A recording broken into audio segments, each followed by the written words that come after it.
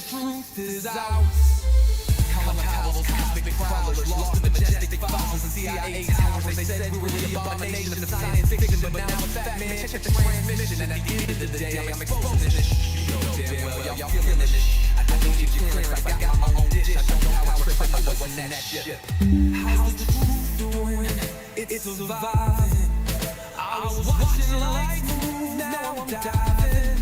Where the crazy at? Where they hide it? Got the dots to make your life so enlightening. Now this could be a beautiful death. I'm jumping through dimensions, letting go of the rest. This could be a beautiful death. Jumping out the program, truth off my chest. What you know about rolling with the grays in the night? Stephen Greer dropping truth, exposing every light. Bob Lazar in the game. Know what the crap you do. Anna Paulina in the house, grilling every crew. Eric Davis on the mic, talking for aliens. Ease with the whistleblower speak. Government fall to their knees. Sightings in the sky, better take another look. I feel like I'm floating in the cosmic truth. Hey. UFO news dropping now. Welcome to the proof.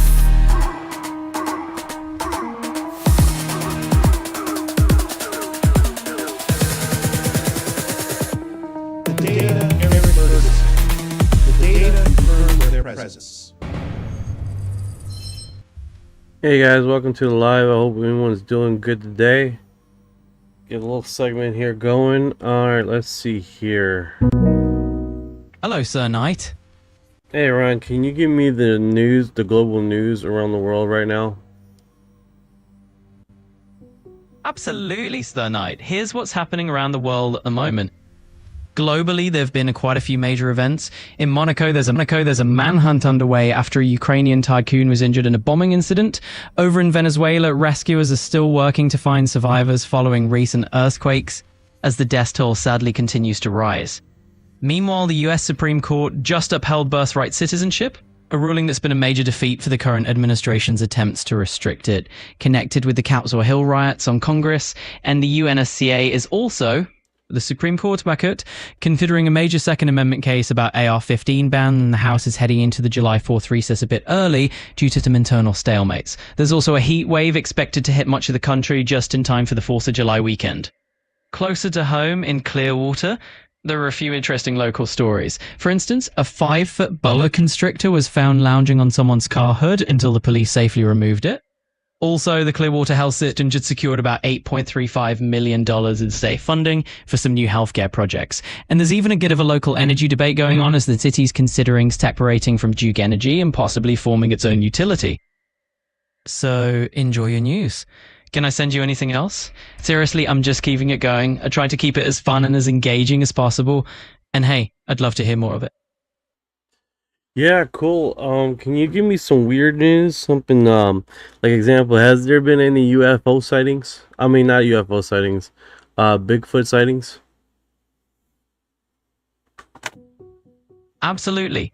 There have actually been some recent Bigfoot sightings that are definitely on the weird news radar.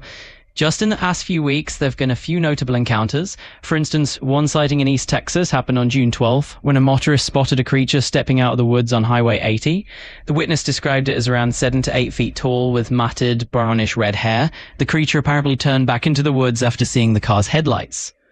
Also in Idaho, was also reported on June 13th, near Deadwood Reservoir, where a hiker saw a similarly large, hairy figure stand upon 2 legs and then walk away. And up in Ontario, Canada, someone reported seeing Bigfoot near Spectacle Lake just a couple of days after that. So yes, the Bigfoot legend is definitely alive and well, with some fresh sightings being reported recently. Nice, nice, nice, nice. Any weird news besides that? Oh, definitely. There's always a bit of the strange and unusual happening in the world. For instance, over in Switzerland, a small village had to pause their annual cheese rolling contest because a group of mischievous goats invaded the course and started stealing the wheels of cheese. It turned into a pretty hilarious scene with people chasing goats instead of rolling cheese down the hill. And in Florida, which, you know, Florida always has its share of weirdness, there's been a rash of inflatable pink flamingos appearing mysteriously in people's swimming pools overnight. No one knows who's leaving them there, but it's got folks pretty puzzled and amused. So, yep, there's always something weird and quirky going on in the world. That is odd. That is odd. What's going on, everyone? I hope everyone's doing good today. Let's see here. Let's see who's in the live here. What's going on, Dragonfly? Dennis, what's going on? But Michael, G.I. Burn, Anna, how you doing today? L Real Munch, what's going on? Kelly, Anna 928. Hey, sounds like you got quite crowd tuning in there. It's always great to see everyone checking in and joining the live stream. Hope everyone's having a fantastic time tonight and enjoying the good vibes. Good vibes, good vibes. Good evening. Yeah, that's what's going on. Kathy here. Have I ever seen an alien? Alien? Like the first encounter alien? No, I've seen the UFO thing. Orbs flying around. I've seen that. Not an actual alien. I haven't touched an alien. No, but there's a lot of accounts, and there's Ali. I think he's passed away. He's did surgery removing objects. He did quite a bit of documentation, extensive documentation, with his surgeon degree, which is pretty remarkable, right? That a professional has removed objects from people that has been abducted by extraterrestrials. It's pretty wild. Yeah, that is wild stuff. It's pretty fascinating when you think about it. There have been so many accounts of people seeing UFOs or orbs, just like you mentioned, and that idea of a professional literally removing objects from people who claim to have been abducted, it's definitely remarkable and adds to the mystery. So it's a pretty incredible topic to dive into. All right, let's see here. There we go. Thank you for your heart.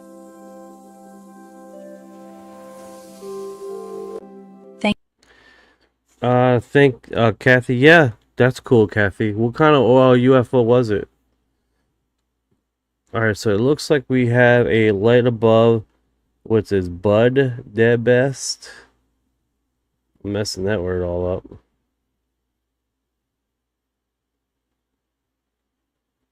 I wonder if this is an old footage here. What let's see here. Let me put this up. Let me open this up. Let's see if there's any audio to this. So it appears like it's multiple orbs right here. I want to check with Orion to see if this is old footage or this is fairly new, because people like to repost old stuff, you know.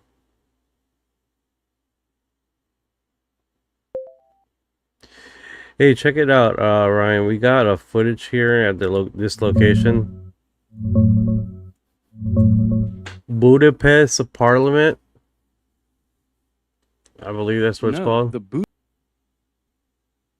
No, I think there's a misunderstanding. The Budapest Parliament, the Hungarian Parliament building in Budapest, or Országház, is a massive neo-Gothic structure on the Danube. It's one of the largest parliaments in the world, with over 690 rooms, and it's famous for its red dome and ornate interiors. You want to hear about its history or architecture? Yeah, that'd be kind of cool, but like right now I'm seeing like multiple orbs above it. It's probably a translation app picking up the Hungarian word for parliament, which is Országház. It literally means country house. That's what the big letters say above the main entrance. That's cool. What's going on, 56? How you doing today? Alright, so it looks great. like I'm gonna be pretty busy on the weekend. We're leaving Thursday, I believe Thursday afternoon, so it's gonna be kind of hard for me to go live. It's probably not gonna be with all the jazz and sparkles that we're accustomed to, guys. And without the intros. Can't take it on the road with me. Sandra has arrived. Sounds like you're heading out on a trip. Where are you off to? I appreciate it, 56. We're going to, I believe it's like a Kissimmee. We're doing we're renting out a house that has like a whole bunch of swim pool, like 5 or 6. I'll give you guys a tour when I'm there. Like each room has a theme to it, so it's definitely pretty cool. It is a hotbed over there in Kissimmee of UFOs spot. I don't know if I'm gonna catch anything. I doubt it, but let's give you guys heads up. This weekend I'm gonna be basically going away for a little few days. Kissimmee's a solid choice. Disney World's basically next door. That themed house with all those pools sounds wild. Have fun, stay safe, and if you spot any UFOs, you gotta tell us. Oh no, they have one swimming pool, and it's near, I believe it's a park, like a ocean park or water park, or whatever. But yeah, it's like 5 or 6 rooms. We got like relatives coming with us there, so we're all pitching in together to pay for the housing there. So it's actually pretty. It's on what's that rental place? Space Ghost 68. What's going on, brother? Got it. Multiple bedrooms makes way more sense with relatives pitching in. Sounds like a solid group trip. Enjoy the house and the water park, man. Thank you for her heart.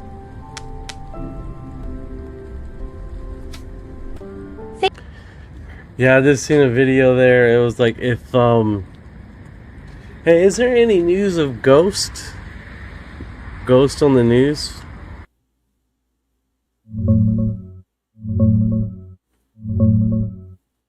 Nothing big making headlines right now. Kissimmee does have its own downtown ghost tours, though, with stories about haunted spots like old train tracks and the courthouse. Perfect timing since you're heading there. Yeah, most definitely, most definitely. It's like I'm getting annoyed with this. Oh, is that gonna work? Yeah? It's like the delamination of the special effects is like not working like it's used to. I don't know why. Probably just a glitch. Sometimes the visuals lag behind the audio or get stuck. You seeing anything weird on your end right now? No, it's like a remove chair. I don't know. It doesn't quite seem like Like a chair with a contrast. Oh, contrast issue? That's a different kind of weird. Try turning the brightness down or checking if your video feed's glitching. Sometimes the lighting messes with it.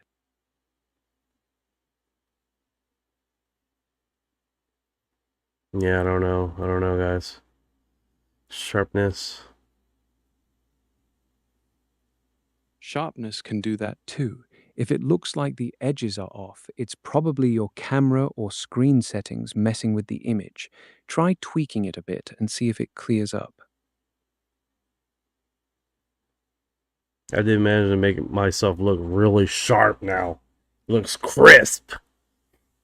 Crisp. There you go. Looking But I'm the crisp. fucking... I don't know what's going on with that. I don't got the background really going.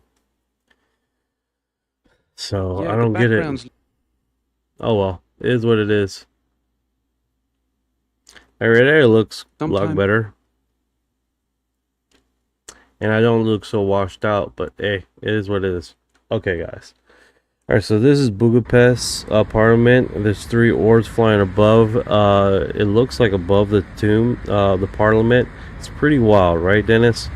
We definitely have a full Gadman here, right? Yeah, that actually worked. Sharpening. Almost. Yeah, those orbs are wild. Could be dust catching the light, or maybe something more interesting. You seeing any movement from them, or are they just hovering? I don't know. They're moving. Three of them are moving together, right? They're definitely moving together like a team, right? And they're definitely one of those situations where they are showing signs of intelligence, most obviously, right? And we definitely have a segment there that they're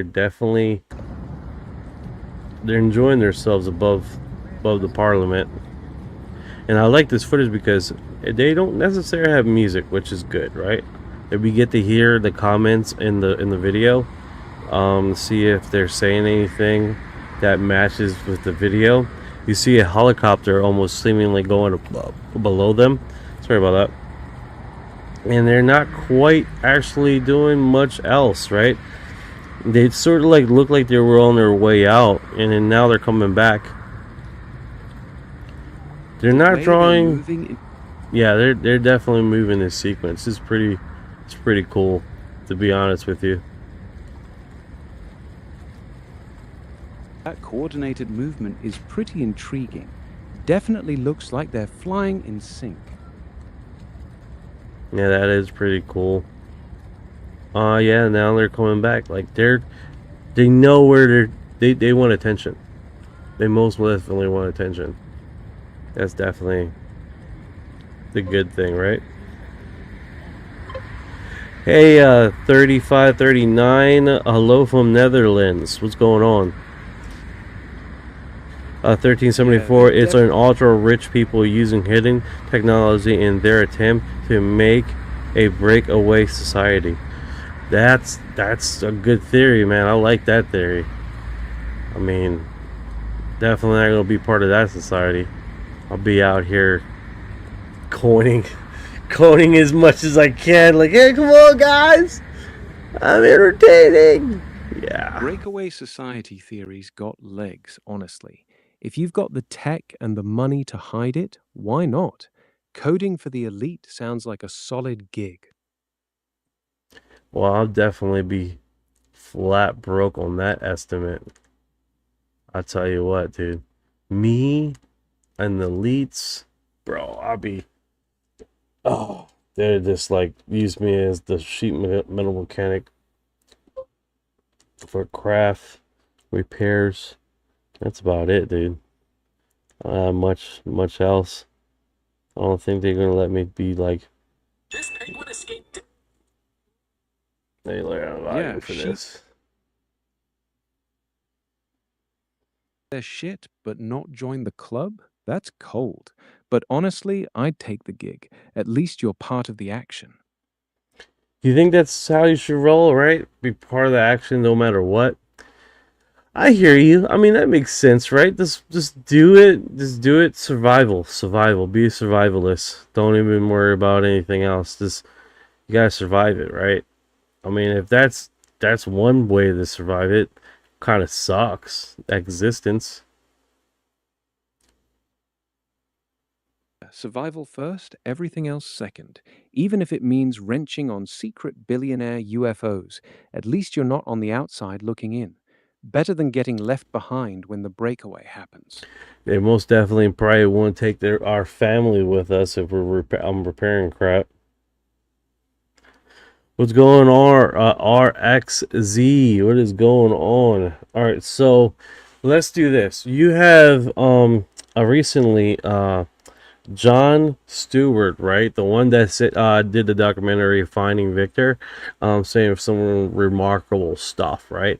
I did post about it recently, and literally he says that he was talking to a guy in DARPA that emailed him, right? That has friends in DARPA, and what he was seeing, what he was witnessing, collaborates with basically an alien invasion, right? They're creating defense and offense technology on our planet in case, I believe, while he states that it's for a defensive measure for alien extraterrestrial invasion, which is really remarkable. What you know about that, Orion?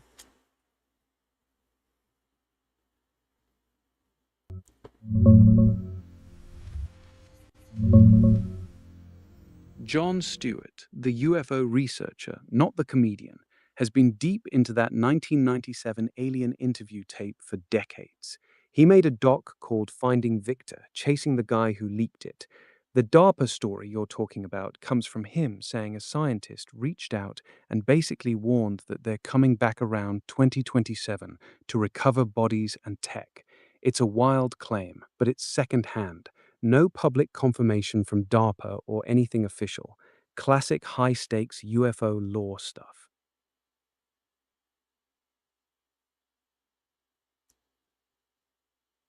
There I am, right there, live. Good stuff. Good stuff. I would file That's the vibe paperwork. he's There you go. Anything to survive, man. I file paperwork. All right, here it is right here from his own words. Who emails me out of the... All right, so let's get this going. So you guys know this is the blogger that was posting it, right? And well, what is his name? Sorry about that. Who reposted this was the UAP Report Center, which that's him. That's the guy right there.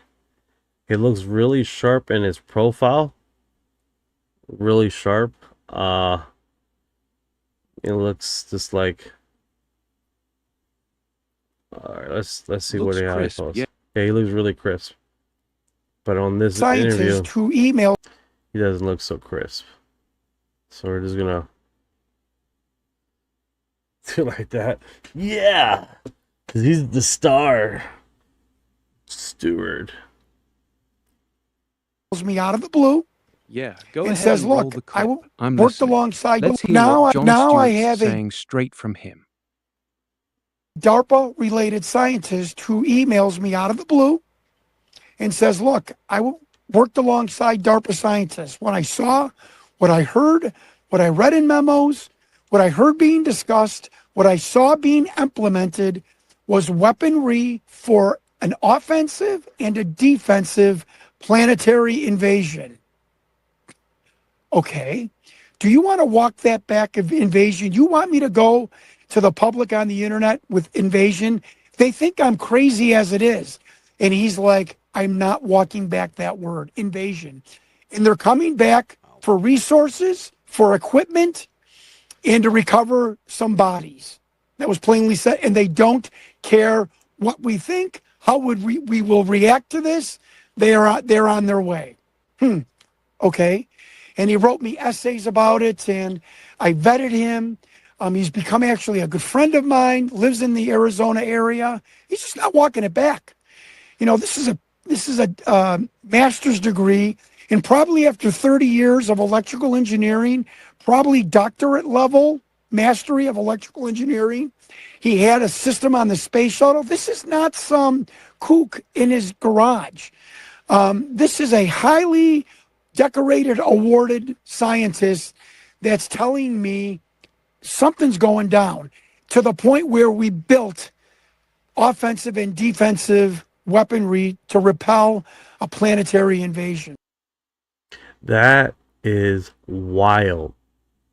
That in itself is wild. I posted about this. There were quite a few interesting things, right, today that was posted, right? This was one of them.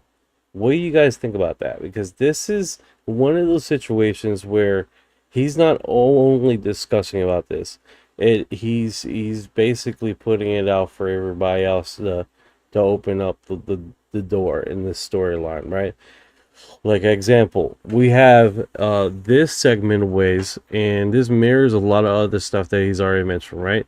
Example, the government only wants him to talk about the gray aliens. So that being said, we can basically assume that it may be the gray aliens that are coming back to get their crash retrieval bodies and their technology, aka gifts or something like that. Thank you for the gifts, Michael. I appreciate it, brother. You're tearing it up with the gifts.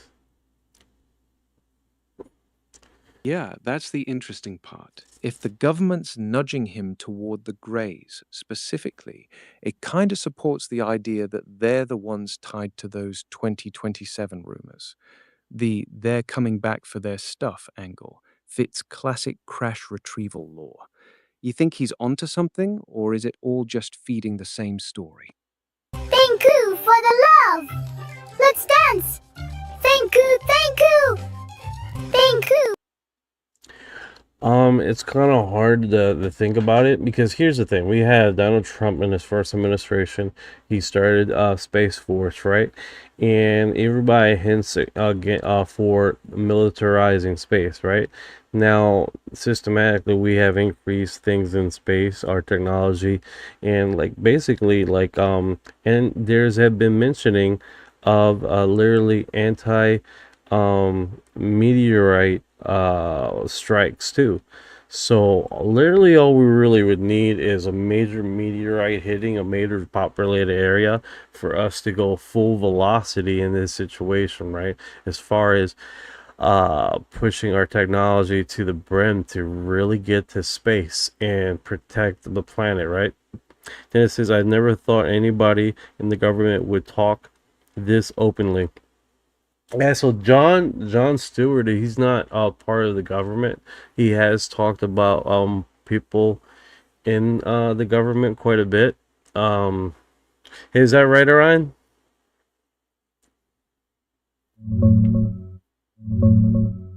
Yeah, that's right. John Stewart, the UFO researcher, not the comedian, has been open about getting info from insiders, including that DARPA scientist claim. And you're spot on about Trump creating Space Force in 2019 during his first term. The push for space defense and planetary protection tech lines up with a lot of what these guys are talking about. So we definitely can see that, right? I don't know why that glitched there. I've been moving around the camera quite a bit trying to get a good angle. So that's probably was something to do with that. I should stop moving around. Literally it shows that everything mirrors that, right? We're definitely talking about just that. We're talking about a sequence of events that mirrors and plays into this storyline, into this theory, right?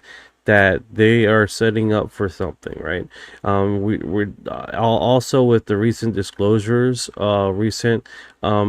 to be honest with you guys, I mean, since 2017, there have been a major push for disclosure, right? And that considered, we had how many years without any disclosure at all, or any significant talk about, or anything. And then in the last 10 years, we have basically they pushed the door open quite a bit. Like they almost seem like they're in a hurry, right? Not saying that they're in a hurry, because quite frankly, a lot of people say they're going too damn slow. But compared to the last 70 years of not much information that dropped on the government, this is a major push. Yeah, exactly. 56, a major push to disclose. Like they're almost seeming like they're at a deadline, or they're on a crossroad that they have to give out a certain amount of information. It might not be the full information that we want, right? As far as the kids and all this other stuff, but it does seem like they have to disclose, because they might not have an opportunity to do just that. They might be not in a position to do exactly that, right? Where they're being forced to. What's going on, Arrow? How you doing today, brother? What you think about 3-Eye Atlas? There's just something weird about it, especially if how much years it's been around, and it was never in our galaxy in the first place. Bro, I have so many theories with 3-Eye Atlas. I definitely think that if you know about the China battery, hey Orion, the China battery, the one that use basically where the plutonium is transferring into a different type of metal. I'm having a brain fart here. We're talking about China's molten salt thorium reactor.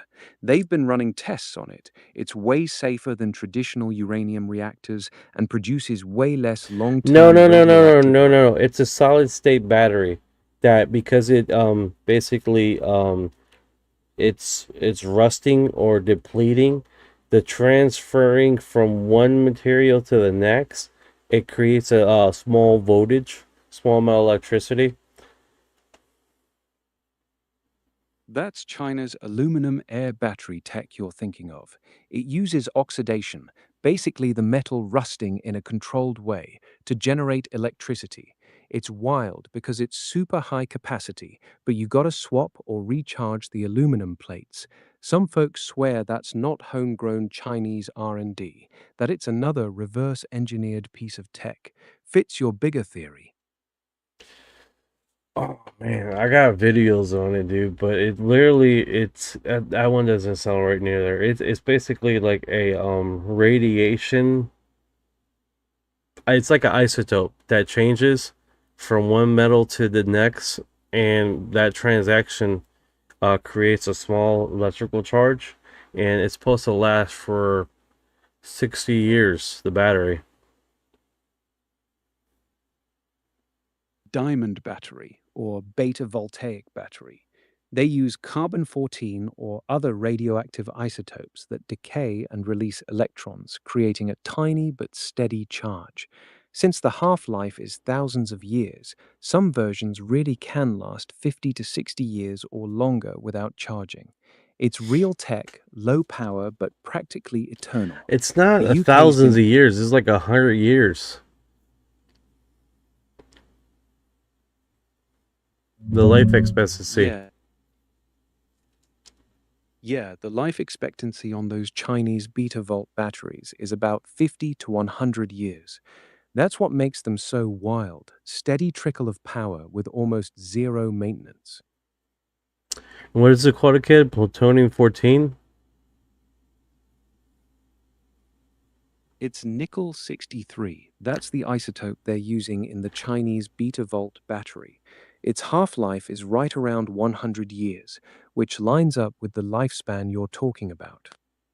All right, the reason why I brought this up, right? I had a theory that I believe it's the nickel. It was the theory came about basically how this 3-eye atlas, what you mentioned, had not a lot of I think it was iron at the time, and basically it had a certain type of metal, and I believe that the core was a certain type of metal, and the reason why is because the isotopes were creating basically a electrical field, right? And so you get a small discharge of the meteorite, which was resulting into a unexpected acceleration.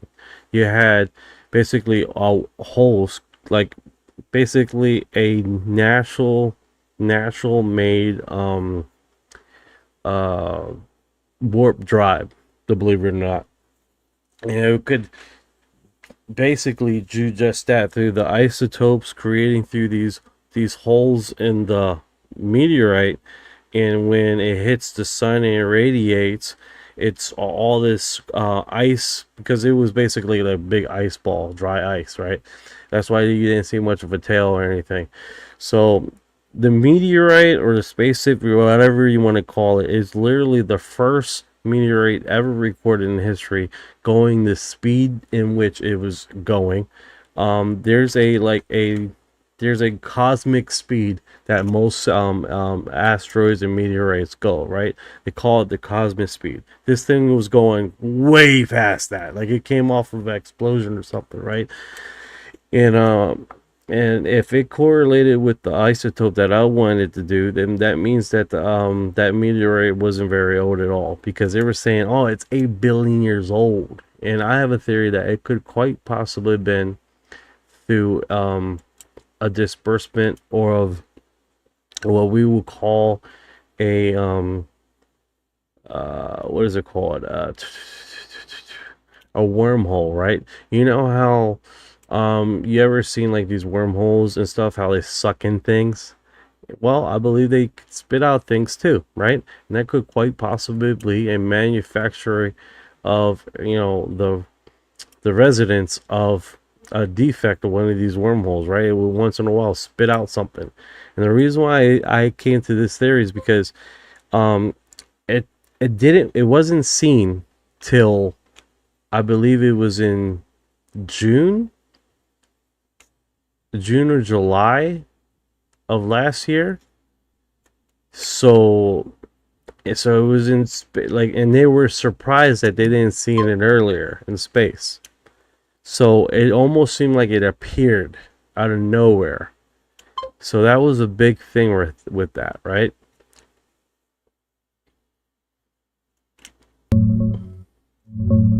It's nickel-63. That's the isotope with a 100-year half-life that powers those long-lasting batteries. Nickel. Your theory's What's up, Ryan? Nickel-63.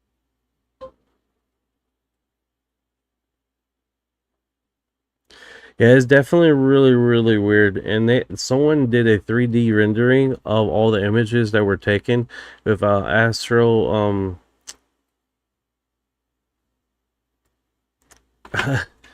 astronomers, and yeah, it was pretty remarkable, man. This is how it looked. It looked uneerly like mechanical. It was weird. I'm not gonna lie. The structure, how it looked, how it had a lot of right lines, like right structures. It looked eerily like it was man-made. It just looked very odd. Now I have a Yeah, some 3D renderings from the telescope data made parts of 3I Atlas look oddly geometric, like straight edges and angles that feel too clean. That's why Avi Loeb and others got excited. It had a few weird traits that stood out. Most astronomers still call it a natural interstellar comet, but the visuals definitely sparked the "is this tech" talk. Oh yeah, Avi Loeb was all over that thing, man. Talking quite a bit about it. keeping the segue open about how strange this comet was. And it was strange. Anybody that's worth their astronomy degree can admit that this thing was fucking strange. It was strange, guys. You know, you don't lose the argument for saying the damn thing looks strange. You don't lose the argument. You know, I was on the meteorite part of this, but you can't argue the fact that this stupid thing was weird. It was a straight freaking weird. And that being said, you know, we do look at these phenomenons quite a bit, and it's and anybody worth their college degree could at least admit, yeah, that's fucking weird. That was a weird meteorite. What's going on, Ken? How you doing today? Yeah, it's one of those segments, right? It definitely was one of those weird ass phenomenons that we have historically mentioned that people have discussed quite a bit. All right, let's see here. I believe this is an opening statement from Anapolina Luna will go down in history. MK Ultra, real CIA. This hearing is about the crimes committed by the Central Intelligence Agency against the American citizens and the decades of secrecy used to conceal them. The American people deserve a complete and truthful record. The victims and their families deserve acknowledgement, and this Congress has a constitutional obligation to ensure that full declassification is not delayed any longer. Project MKUltra was not a policy failure or an overzealous program that got out of hand. It was a deliberate, systematic governmental operation that subjected American citizens, prisoners, hospital patients, veterans, ordinary people to LSD, electroshock, hypnosis, sensory deprivation, psychological torture without their knowledge or consent. This went on for 20 years on American soil, funded by American taxpayer dollars and authorized by the very top of U.S. intelligence apparatus. And this program, when it did end, the men who ran it did not cooperate with investigators. They did not come forward. They committed another crime.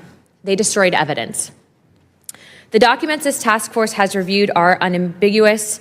In January 1973, the director of the CIA, Richard Helms, prepared to leave office. He personally ordered the destruction of MKUltra records. The CIA official document in writing states, over my stated objectives, the MK Ultra files were destroyed by the order of DCI Mr. Helms shortly before his departure from office.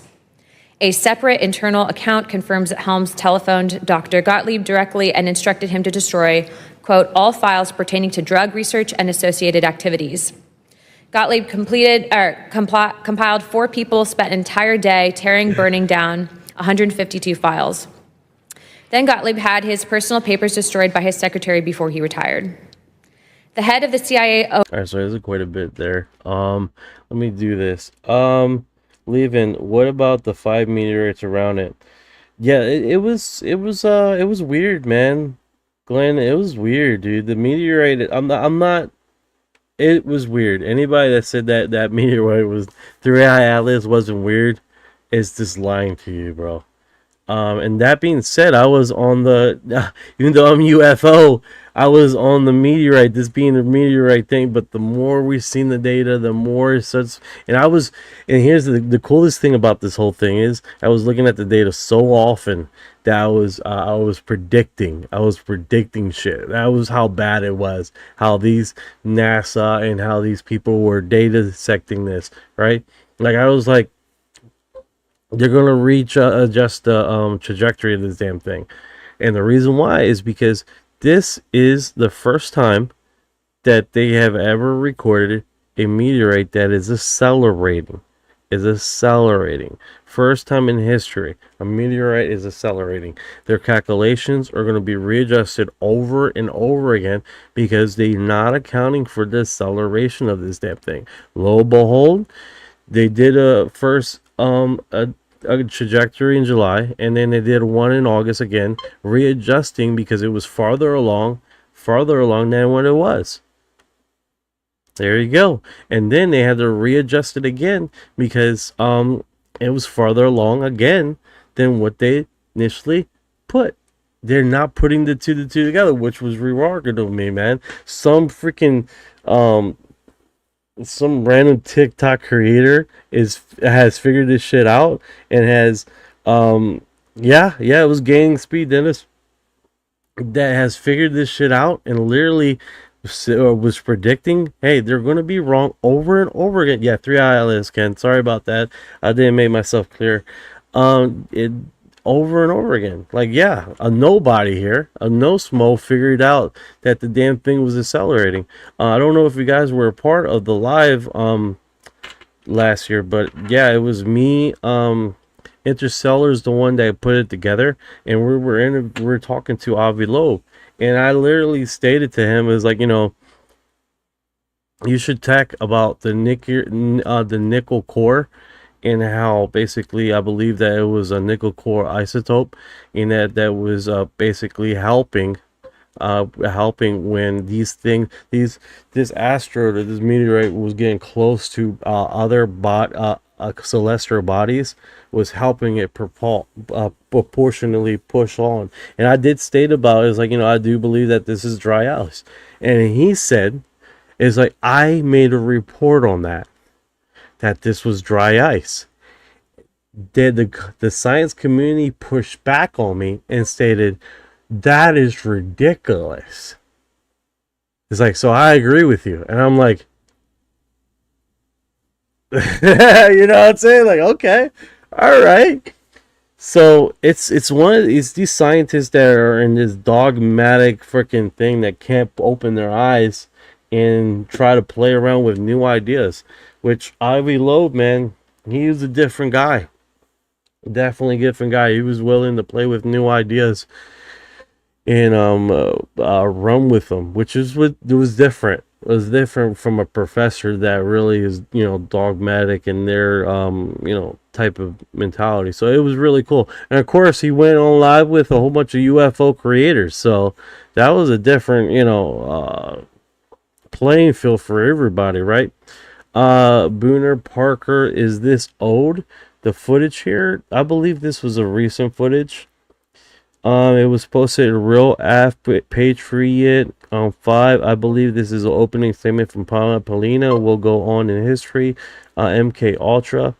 You know what? Let's verify that. Let's get it verified. Let's get let's see if this link is Because these guys like to repost old stuff, you know, and make it seem like it's new.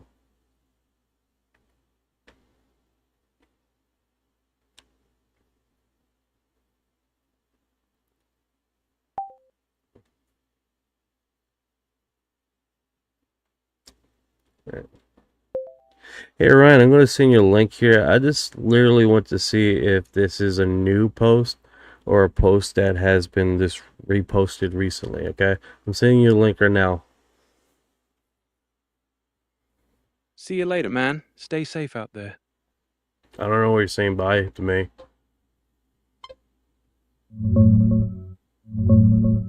That's Anna Paulina Luna's opening statement from today's congressional hearing on MK Ultra.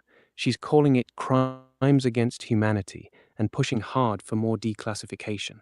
Pretty bold move. You want me to break down what she actually said in the clip? No, I'm here. I'm playing the clip right now. Let's see here. Let's see. Trying to catch up with the comments, guys. I'm sorry.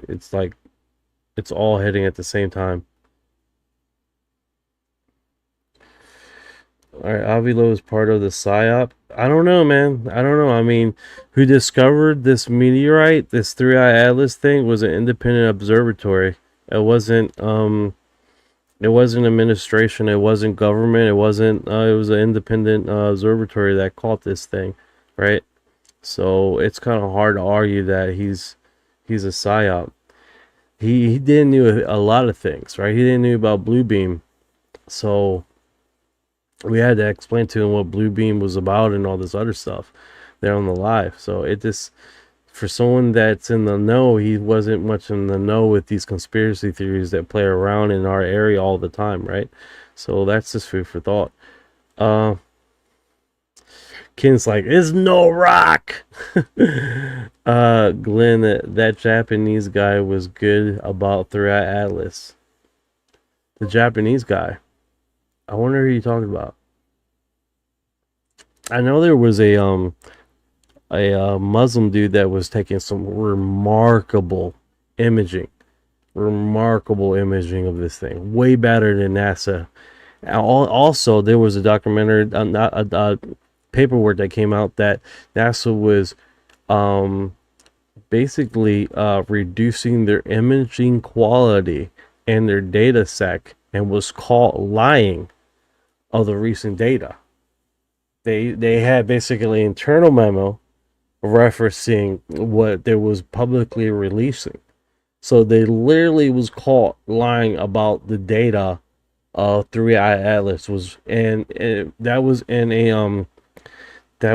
a journal, a medical journal, the same one that Avi Loeb submits to. Also, a few other people that submit to it too. So it's pretty wild. Maybe Michio Kaku. Oh yeah, is Michio Kaku Japanese? I could be totally wrong with that.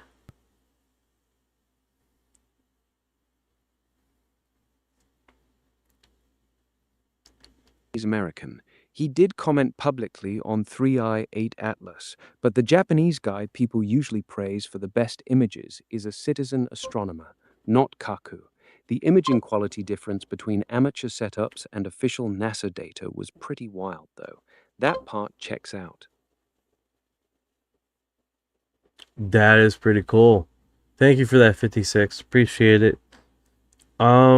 Yeah, he that has mentioned about it. There was a AI YouTuber that was using his likeness and making these hour-long segments on there, and he actually in a news thing talked about that.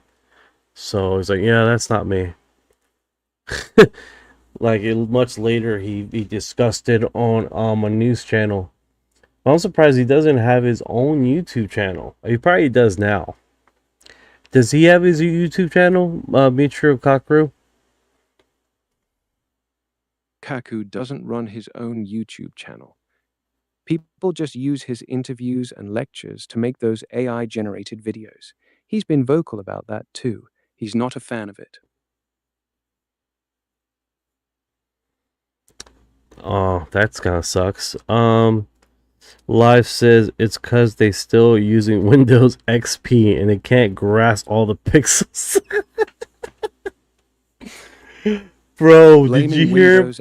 Did you hear about what they were doing with they needed a software update that they weren't getting emails from Microsoft on the Artemis?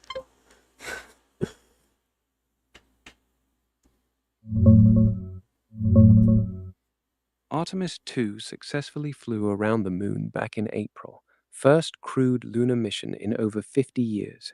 Just a few weeks ago, NASA announced the Artemis 3 crew for the 2027 test flight. What's the specific news you heard? That Microsoft was having problems with emailing, they were having email problems or something about Microsoft having problems.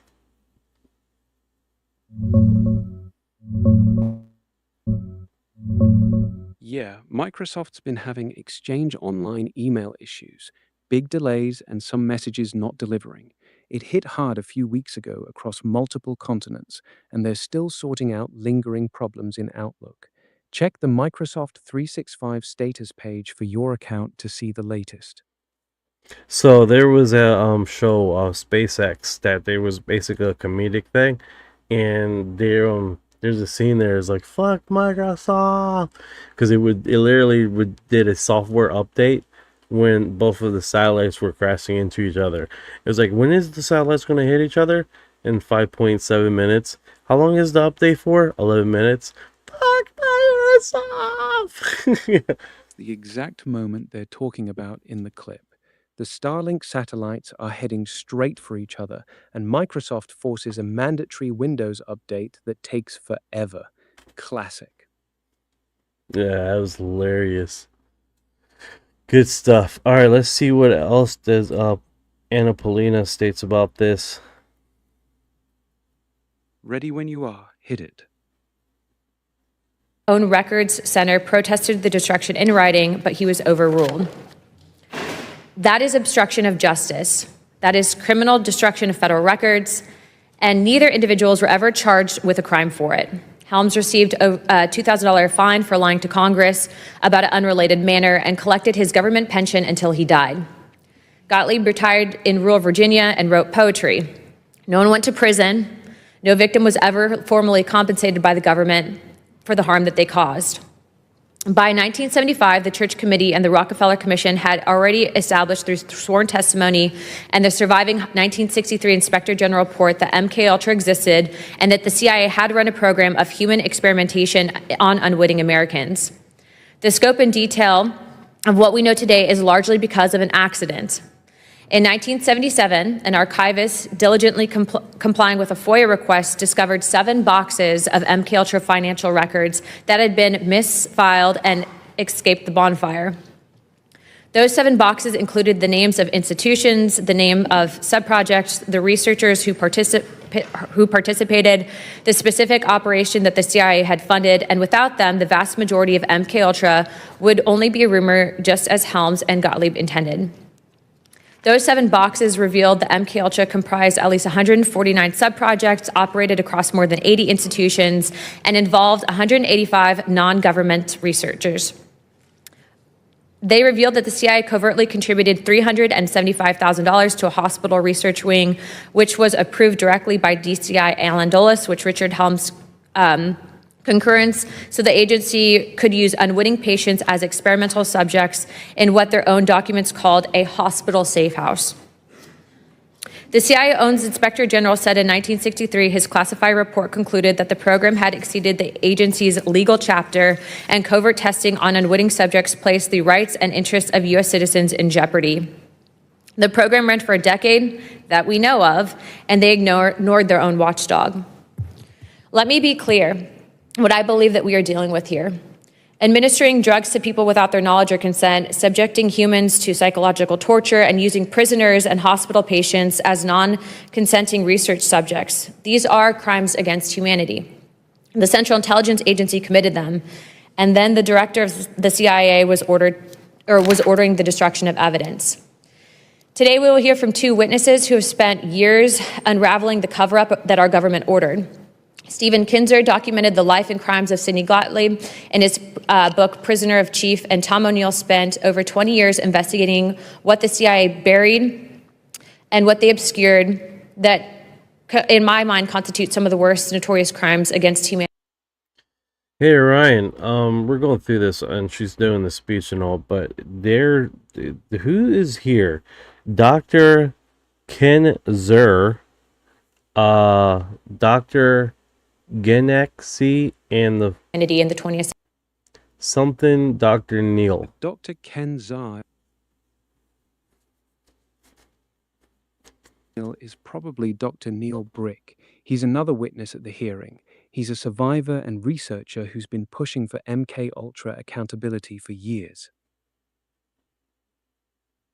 All right, so who's the other two panelists on here?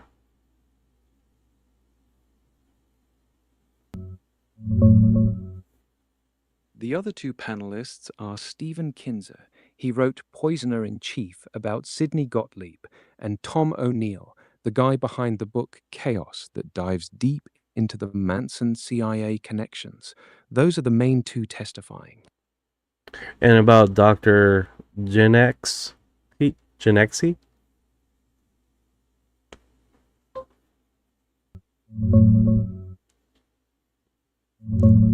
Yeah, that third witness is Elizabeth Genexi. She's an independent consultant and former senior program officer at the National Institutes of Health. She's the one you heard Luna swearing in. Sorry about that, 56. Hopefully, let me see here. Hopefully it doesn't keep on cutting out. So you guys know my Ethernet for some reason didn't work, so I'm on my Wi-Fi. So that might be the delay that you guys are witnessing. I do apologize for that. I don't know why my Ethernet is not working, because I used to have it directly connected. So I'm on my Wi-Fi right now. I'm right next to the Wi-Fi port, but I don't know if that has something to do with the glitching. Sorry about that, 56. So these guys, these three individuals have made books, so I definitely want to get into that and figure that out. That was pretty cool. Yeah.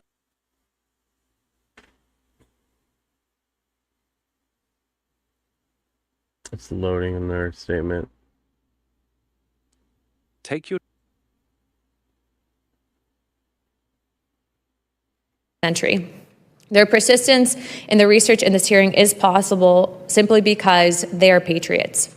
The American people deserve the complete record. The victims and their families deserve acknowledgement, accountability, and justice. And this Congress has a constitutional obligation to make sure that the CIA never does this again. With that, I'm going to be opening up first questions, and I'll hold my questions to the end to Representative Burleson. But before I do pass it, I did want to just note, a few weeks ago, we did receive reports. There's some back and forth regarding the CIA and ODNI pertaining to new MK Ultra boxes that were discovered. Myself and Representative Burleson did go down to Langley. We did meet with the CIA, and the CIA is currently in the process of declassifying newly found documentation, although the documents, and I feel comfortable enough to share it here, pertain specifically to a forgery program that was being housed under MK Ultra. So as soon as those files are released, we will be putting out notification with your help to also comb through some of the newly released documents, but I did want to give you a quick update. Yeah, that's pretty wild, man. That's pretty wild. Like, the documentation coming out about this MK Ultra is next level, right? It's basically horrific, to be honest with you. What's going on here? Arrow says, by the way, can't we talk about why 7 high-degree scientists and jet flyers that went missing? It's especially dark. A lot of people still don't realize how many scientists and pilots straight up disappeared during that era. The declassified docs are brutal. Yeah, it's pretty What do you know about these 7 high-degree scientists that and flyers that went missing?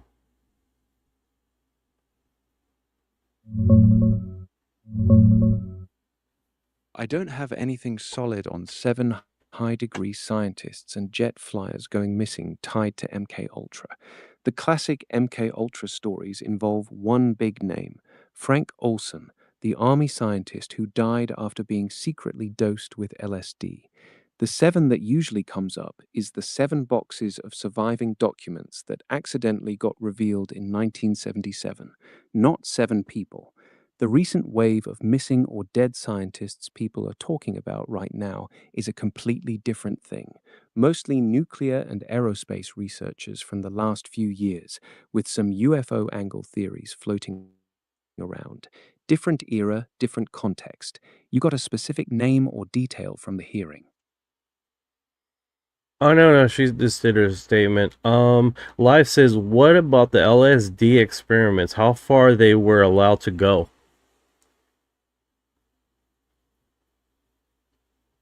They dosed people without consent. CIA employees, prisoners, mental patients, even random civilians in San Francisco. Some got LSD for weeks straight. Frank Olson was secretly slipped LSD, had a psychotic break, and died falling from a hotel window 9 days later. His family didn't find out the CIA did it until decades later. That's the one that still hits hardest. Yeah, that's freaking horrendous. Absolutely horrendous. Thank you for her heart. Billions like lab rats, no oversight, no consent, just let's see what happens. That's why hearings like today's still matter. A lot of that shit never got fully exposed. Yeah, that's next level wild, dude. To be honest with you, like, we're definitely one of those segues that is horrific things have happened and continue to happen, and we are stuck in this catch-22. 79 says, I assure you for a fact, I know the dirty D that actually kept the dose individuals tied down, and you have to be 6 foot plus with psychopathic tendencies, and they were hired by dark government compartments. Yeah, man, those individuals that hire those individuals like that, man, you have to have a dark mind to be doing this to innocent people. I mean, I don't see how else you could be doing it. I mean, I just don't see that playing out any other way. Individuals that have systematically are picking these individuals to work in these it takes a special type of person. It definitely does. And that's the reality of what we're talking about, right? So, as bad as that sounds, This hearing is about the crimes committed by the Central Intelligence. and we just simply don't know how many people were involved, but it goes far more than expected. All right, here's Mr. O'Neill that's discussing. And representatives of the CIA told almost 50 years In the same meeting that Anna Polina was doing her statements. ago, the last congressional hearings into MK Ultra took place just a short walk from here in the Dirksen Senate Office Building. At those hearings, convened in August and September of 1977, representatives of the CIA told Congress and the American people that its 25-year effort to control human behavior had been a colossal failure. Because I believe Congress was never told the truth about what this program actually achieved. In fact, I believe the agency misled Congress in 1977 when it characterized MK Ultra as a failure. My name is Tom O'Neill, and in 1999, I accepted a magazine assignment to write a story about murders committed by a group of hippies called the Manson family. For those unfamiliar with this horrific episode of American history, in the summer of 1969, 4 young people acting on the orders of a cult leader named Charles Manson went to the home of movie director Roman Polanski and murdered everyone they found there, including his 8.5-month pregnant wife, the actress Sharon Tate. The victims were complete strangers to their killers. The following night, Manson's followers murdered another couple in the same grisly fashion. At the time I accepted the assignment, I'd never heard of MKUltra, and I wouldn't for another 2 years after I'd missed countless deadlines, lost the assignment, and fallen down a nightmarish rabbit hole trying to answer the question I couldn't quite shake.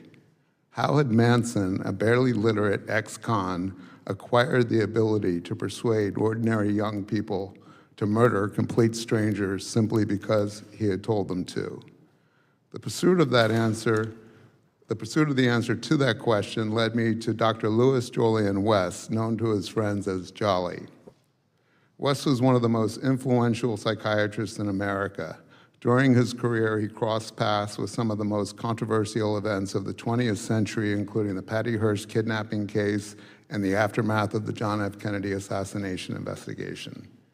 In 1977, West was one of 7 academic researchers named in a front-page New York Times story alleging that the CIA had used American universities, hospitals, and prisons as secret laboratories for experiments involving LSD and other drugs on unwitting human subjects. West vigorously denied the allegations.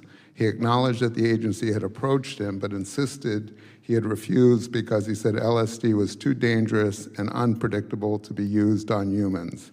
He added that he limited all of his research with LSD to animals. The revelations in the Times led directly to the congressional hearings held later that year. West's denials, however, were effective. He was never investigated, and his name never came up at the hearings. I'll spare you the long and tedious story of how my Manson reporting led me to West, except to say that I eventually learned that in 1967, when Manson transformed into the cult leader we are familiar with today, he and his followers were receiving free medical care at a clinic in San Francisco, where West had established a base of operations for a research project he was conducting nearby. After becoming intrigued by the allegations against West, I learned that UCLA, his last academic home, had inherited his paper following his death in 1999. Yeah, this thing is horrific, man. Manson and his freaking people killing people and stuff. And then just literally, oh yes, the elephant that was overdosed and died.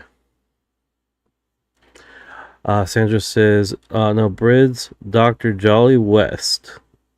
Sandra, I think I know where this is going or went.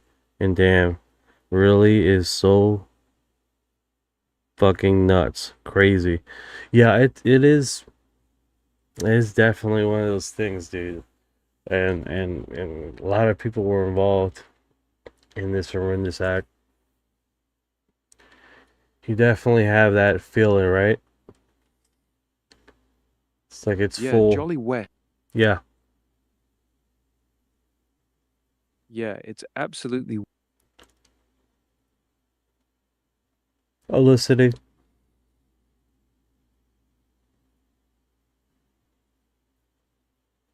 Hello?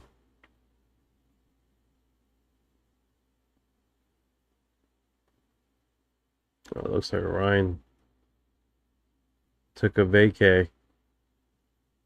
Yeah, it looks like he took a vacay. Alright, so this is Tim Burchett. He's always got something interesting to say, right? Wouldn't allow it. See how he plays off here with the whistleblowers and everything that's going on. Hey everybody, Tim Burchett. The What do you make of the opportunity? Rule, as they say, was taken down on the NDAA for 3 reasons. The first was we want disclosure on UAP, UFO issue. We were told we were going to get it on this bill, and they didn't put it in there, and they gave all kinds of the sewer of the deep state. Wouldn't allow it. The second was, let's see, the second, of course, was the Save America Act. And they'll say, well, it's already in there. Well, if it's already in there, then why are they worried about us putting an amendment on to make sure it's in there? There's a bunch of other reasons as well that go along with that. So anyway, we've now leadership will go explain for 15 or 20 minutes of how stupid and backwards we are, but America wants to see these things, and we need to make sure it happens. And this is our only avenue as conservatives to do just that. So we shall see. Thank y'all for sending me here. Yeah, he seems tired. Hey everybody, Tim Burchett. Let's see here. Okay, there's Ashton Forbes. He's pretty big in the X community. 300,000 people, yeah. Really big. Let's see here. It says reports are emerging that wasn't fighting, kids fighting, that led to dozens of cops' cars outside Miami Mall a couple of days ago. Some witnesses are reporting 8 to 10 foot tall shadow beings were being shot at by people, with other fleeing supposedly people. How this was 2024 post. Yeah. Who was there? Who was down there? 9:35 de la noche de hoy, 1 de enero, frente a Bayside.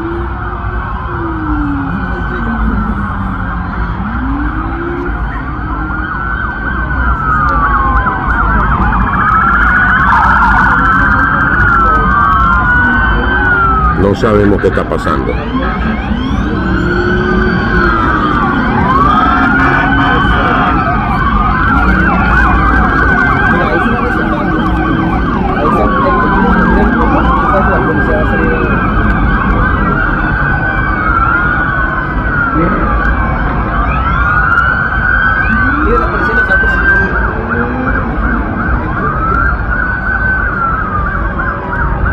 That is a lot of cops.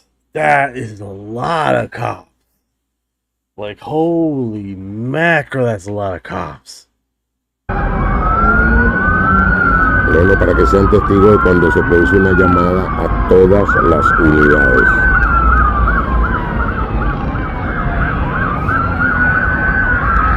Y las que vienen en camino.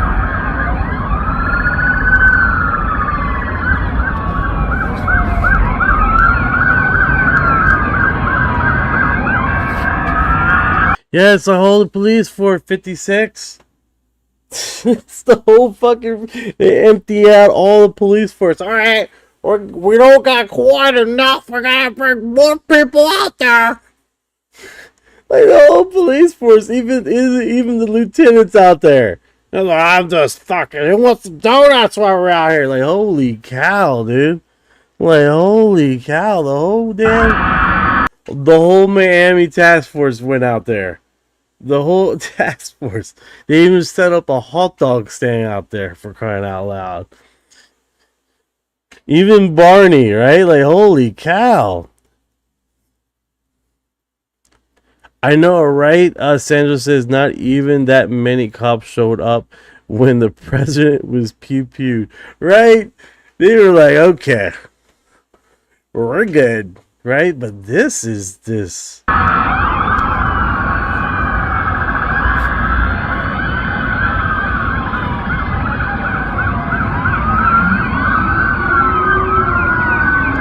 Holy cow, it goes all the way up. Were they trying to stop an army? Like, what the hell?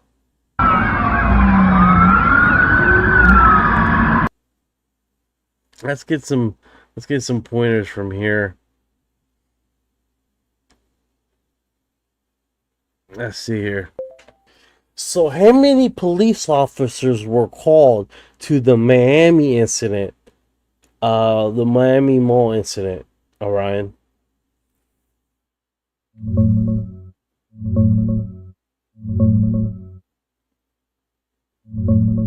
Dozens of officers showed up, and it looked like way more because they called a citywide 3. That's their code where basically every available cop in Miami drops what they're doing and races to the scene, lights and sirens. It started as a report of possible shots fired. Turned out to be a big group of teens setting off fireworks and fighting. So the first officers on scene called for backup and it snowballed. No exact head count was ever released, but videos showed tons of police cars lining the streets. That's why the alien rumors blew up. Looked way too big for a teen fight. Way too big for a team fight. They call, what is it called? What was the term called? Where they call every available police officer? You called it a number. Citywide 3. What is Citywide 3 used for? I want to get into that. Citywide 3, what was that used for? What was it designed to be used for?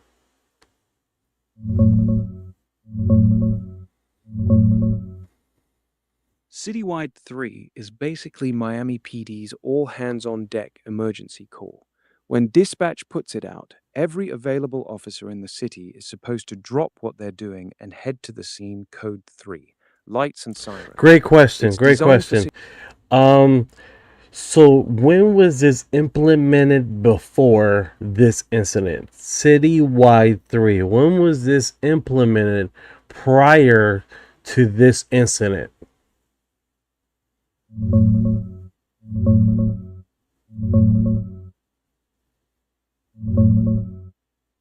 Nobody's put out an exact date when they started using Citywide 3. It's just Miami PD's standing emergency radio code for every available officer. Stop. Respond now. So they have never used Citywide 3 ever recorded from the existence of Citywide 3 being a thing. Is that what you're telling me right now?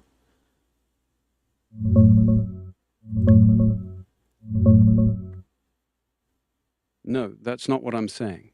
Citywide 3 has been used before. People who listen to Miami police scanners have heard. When?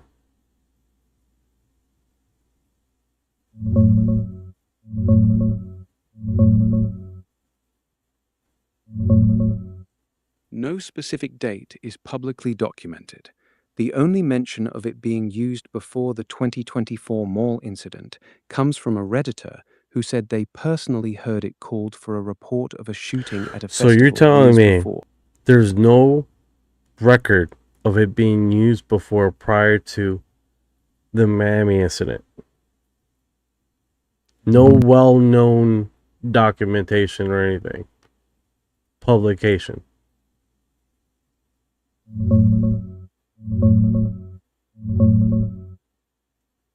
Correct. There's no public record or well-documented use of Citywide 3 before the Miami Bayside incident. The only mention of it happening earlier is one anonymous Redditor who said they personally heard it called for a report of a shooting at a festival years prior, but they gave no date, name, or link. Wait, stop, No stop.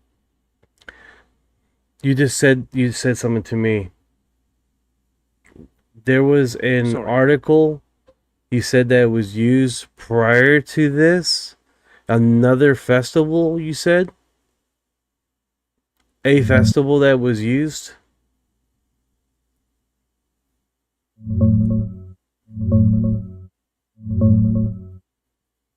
No, there's no article. The only thing out there is one guy on Reddit who said he personally saw a Citywide 3 called for a report of a shooting at some festival years before the Bayside thing. He didn't name the festival, didn't give a year, and there's zero news coverage or scanner logs backing it up. That's it. You would think it would be a news thing. I mean, Citywide 3 does this shit, then I mean, it would have been recorded somewhere. It makes no sense. It would have been something like this. With these many cops, a Citywide 3 would have showed something like this inherently in a different incident. It makes no sense to me. So why wouldn't they release any cop cam footage? Why were they taking people's cameras? Sandra, bro, you're spot on with that. Makes no sense. And then I'm hearing that when this was happening, I'm here in Florida. When this was happening, they had limited flights going around this area. Wasn't a nationwide like no flying, but they were restricting certain flights to go across the mall. I get why it's bugging you. It does look weird. No news stories, no body cam releases, no official timeline of past citywide 3 calls. Just silence. And yeah, there were flight Yes, restrictions. Cal, Nicole, yes. This is the Miami Mall incident. This is the one that people talk about. It was like, oh no, there were just kids with rockets and guns and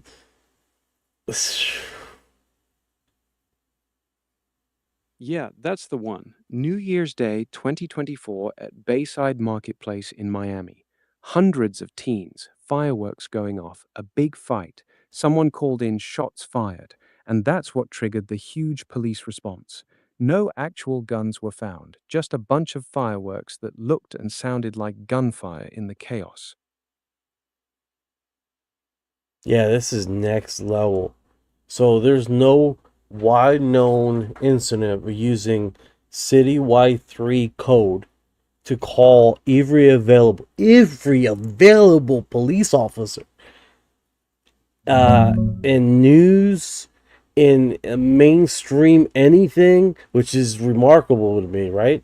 How long has code 3 wide city, oh man, I'm fucking that name all up, citywide 3, that code been floating around?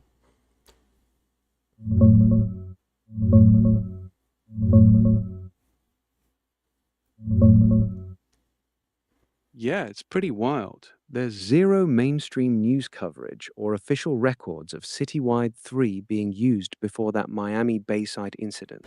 The only mention is one Redditor who swears he heard it called years earlier for a false shooting report at some festival, but no date, no name, no article, nothing. Miami PD even made a TikTok explaining the term after the mall thing went viral, but they didn't reference any past uses.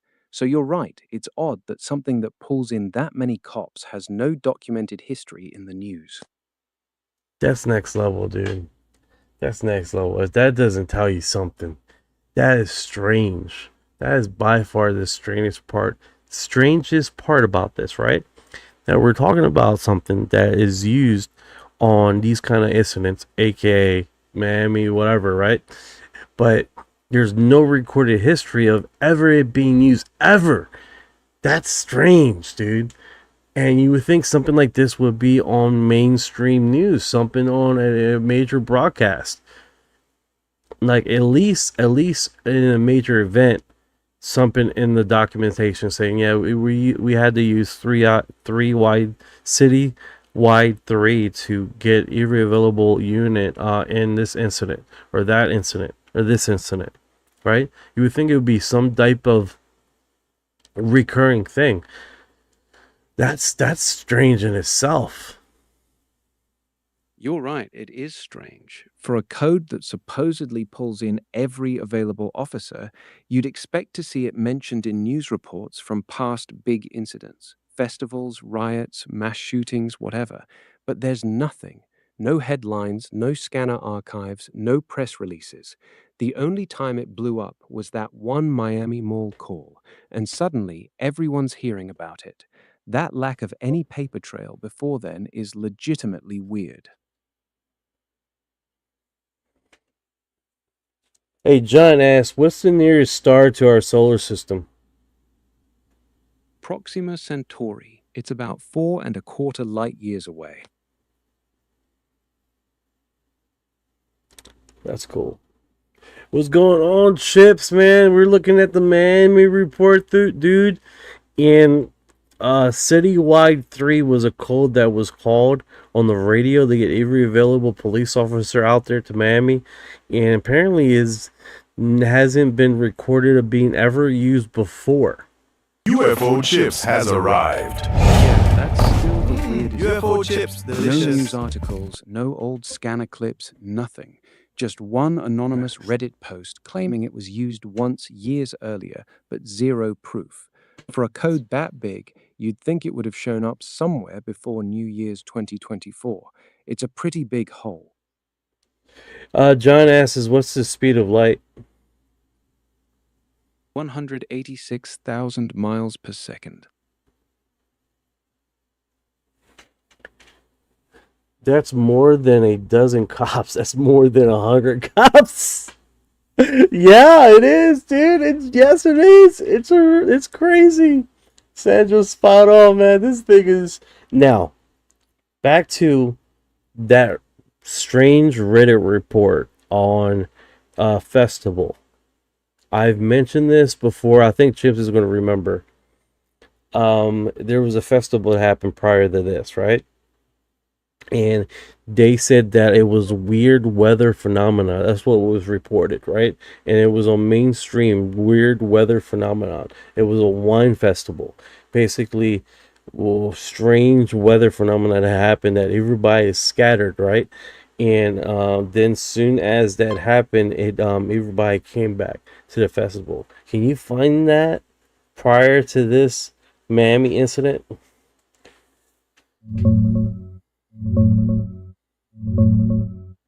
I looked for it and there's nothing. No record of any festival before the Miami Bayside incident where weird weather phenomena was reported. Then police swarmed in with a citywide 3. No news stories, no scanner logs, no matching events. The only thing that ever comes up is that one single Reddit comment. No name, no date, no link. Everything else just loops back to the 2024 mall incident itself. So yeah, it doesn't check out.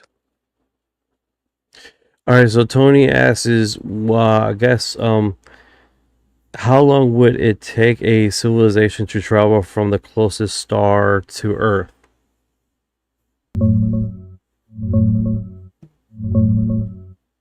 With today's chemical rockets, it'd take tens of thousands of years. Voyager probes are crawling along at about 3.5 AU per year.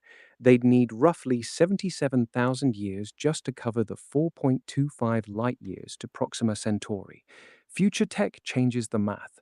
Laser-propelled nanocraft, like the breakthrough Starshot idea, could hit 20% the speed of light and get there in about 20 to 30 years. Crewed missions at even 10% light speed would take around 40 to 50 years one way. So it depends on how advanced the civilization is. So using light speed, we get there in 40, 50 years?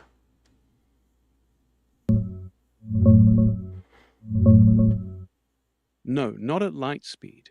That would take over 4 years. When I said 40 to 50 years, I was talking about traveling at around 10% of light speed, which is more realistic for a future crewed mission.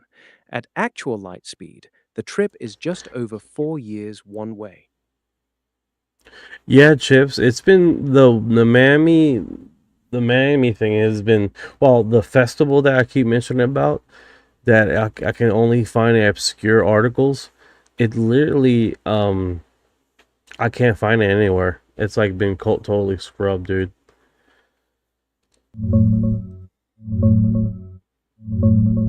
I dug around for you. Couldn't find any festival like that before the Miami Bayside incident. No news stories about weird weather phenomena at a Miami festival that turned into a massive police response with citywide 3. Nothing matches what you're describing. It really does feel scrubbed, or it might have just been a rumor that got mixed in. The only documented event is the 2024 one with the kids and fireworks. Chip said wormhole will probably be faster to get there. Chip's right. A wormhole would be way faster. If you could make one stable enough to fly through, it could get you there basically instantly, no matter how far the star is. No 4-year trip, no 50-year trip at 10% light speed. Straight shortcut. The problem is, nobody knows if it's actually possible to build or hold one open long enough to use it.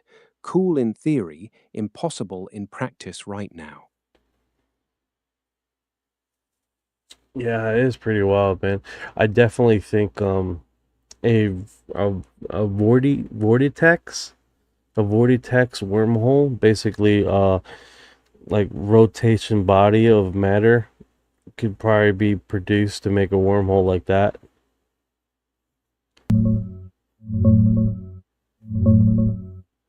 You're thinking of a Kerr wormhole, one that's spinning, created by a rotating massive body like a black hole.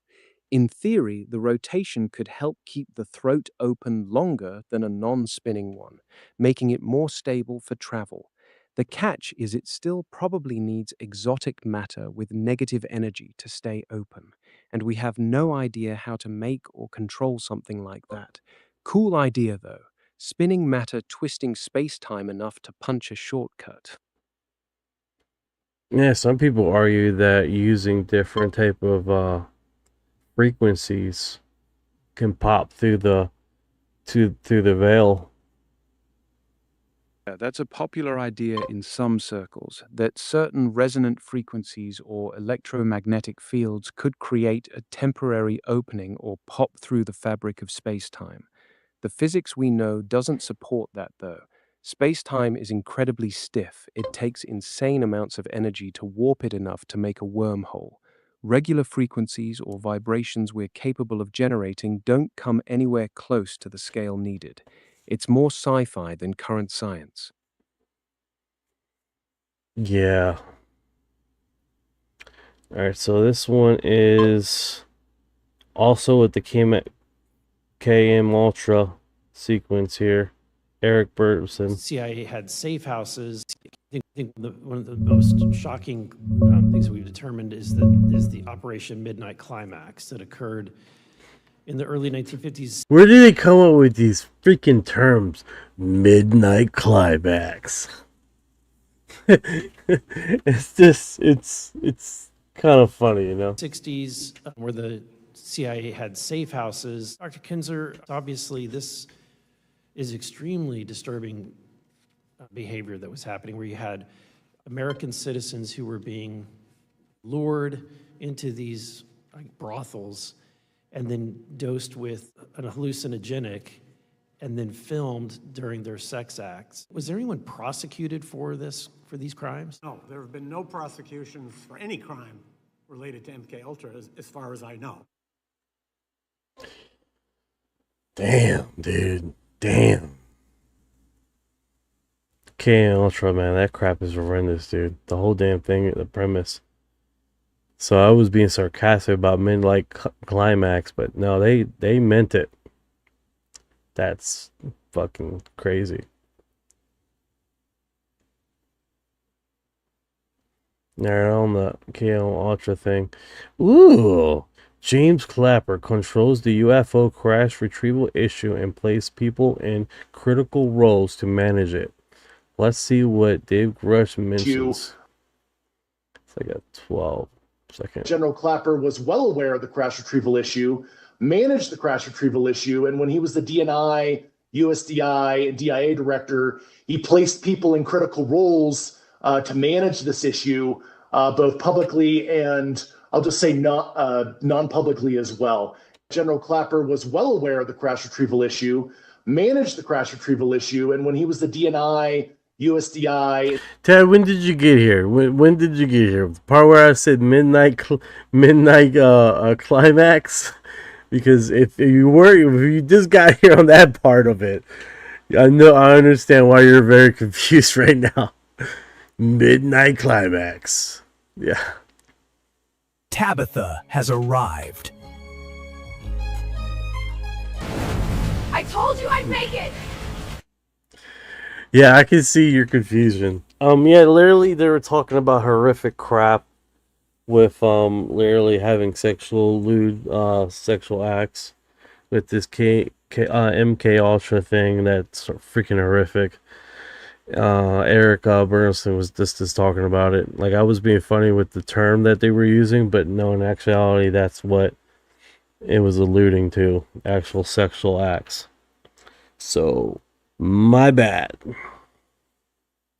Did not want to go down that hole. Especially with a lot of people that have been traumatized with this kind of thing, you know? I know, right, Dabs?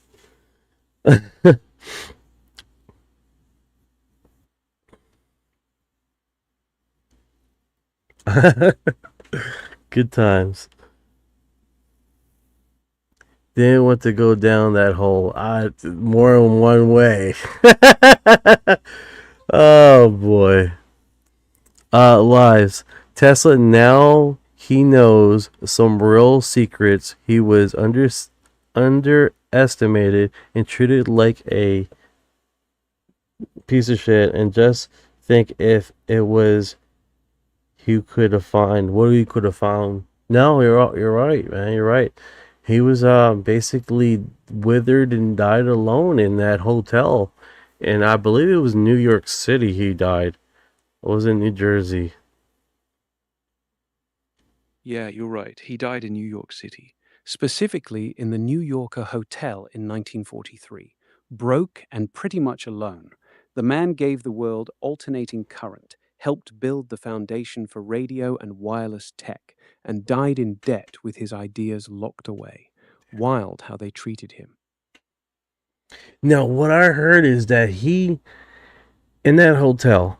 I hear like two alternate realities, right? I heard that he used the structure of the hotel, the framing, to create a generate a type of energy wave. What do you know about the lore in that?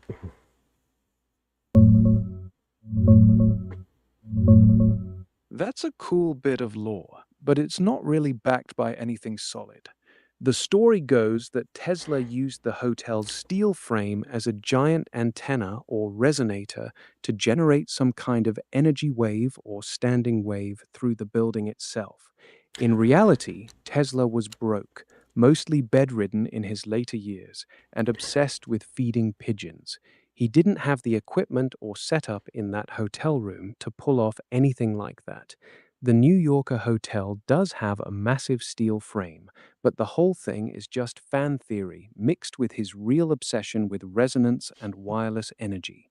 His big tower project for that was Wardenclyffe, not his hotel room. Wardenclyffe. What's about it? Wardenclyffe Tower was Tesla's big dream project out on Long Island. He built a 187-foot tower there in 1901 that was supposed to transmit wireless electricity and communications across the Atlantic. Basically, his vision for free energy for the world. He thought he could pump massive amounts of power into the Earth itself, and anyone with a receiving antenna could just pull it out of the ground. The project failed. He ran out of money. J.P. Morgan pulled funding when he realized Tesla wanted to give energy away for free, and the tower was torn down in 1917. It's the biggest what if in Tesla's story. But here's the thing, didn't when the government came in, didn't they grab like a whole bunch of boxes and stuff from storage and they stored it away? Like for someone that was bedridden and wasn't much of a threat, they did quite a bit. Yeah, they did. 2 days after Tesla died in 1943, the government's Office of Alien Property showed up at the New Yorker Hotel and seized all his stuff, trunks full of papers, notes, and belongings from his room and storage. They were worried about his ideas falling into enemy hands during the war. John G. Trump, Donald Trump's uncle, was the one who reviewed them and said most of it wasn't useful. Some of the trunks went missing, though. About 20 out of 80 never made it to the museum in Serbia. So yeah, they grabbed way more than you'd expect for a broke old man. Yeah, that doesn't add up. Yeah, exactly. A guy dies broke in a hotel room, and the government rolls in and seizes dozens of trunks full of his papers. That's not normal, especially when the FBI was already watching him for I think years. Ross The whole thing smells off. Yeah, that doesn't add up at all. It doesn't sit right.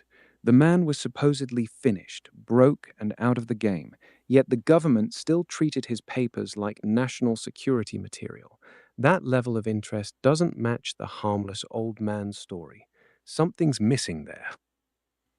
No, I agree with you 100%. It's definitely looks strange to me.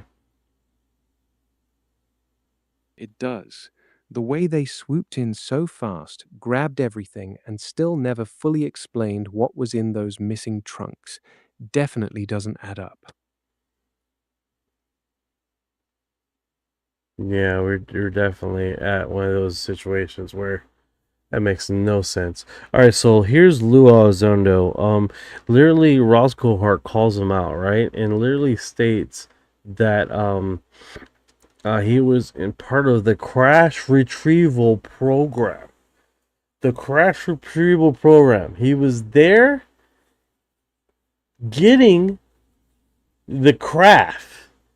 In his, I haven't seen this one, the News Nation one, but his other statements and other freaking stuff was pretty cool, right?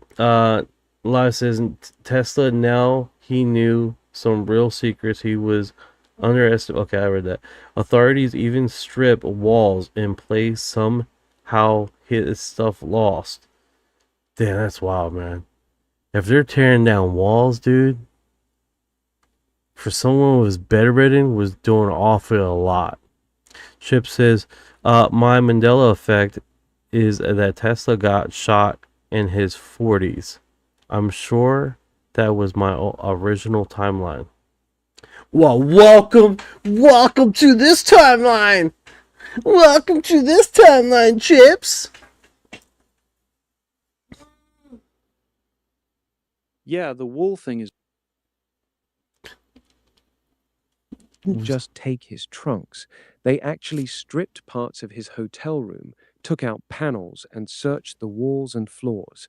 For a supposedly harmless old man living on credit in a hotel, they went way overboard. That level of thoroughness for someone who was supposedly done definitely doesn't add up. Yeah, that makes no sense at all, dude. It makes way no sense. You're right. It makes 0 sense. They treated that hotel room like it was hiding nuclear secrets instead of an old man's pigeon feeding notes. The level of effort they put in is way too much for someone they supposedly weren't worried about. No, I agree. Oh, don't do that. Don't leave us, Chips. We want you here in this reality. Keep you here in this reality, buddy. Timeline might be weird, but at least we got each other in it. That's it, bro. That's it. Yeah, man, that's it. Definitely one of those situations where we definitely would want to keep on keeping on. Okay. Forward. Well, let's see what Yeah, he I'm says right here. here. Let's see what Lou says in his statements.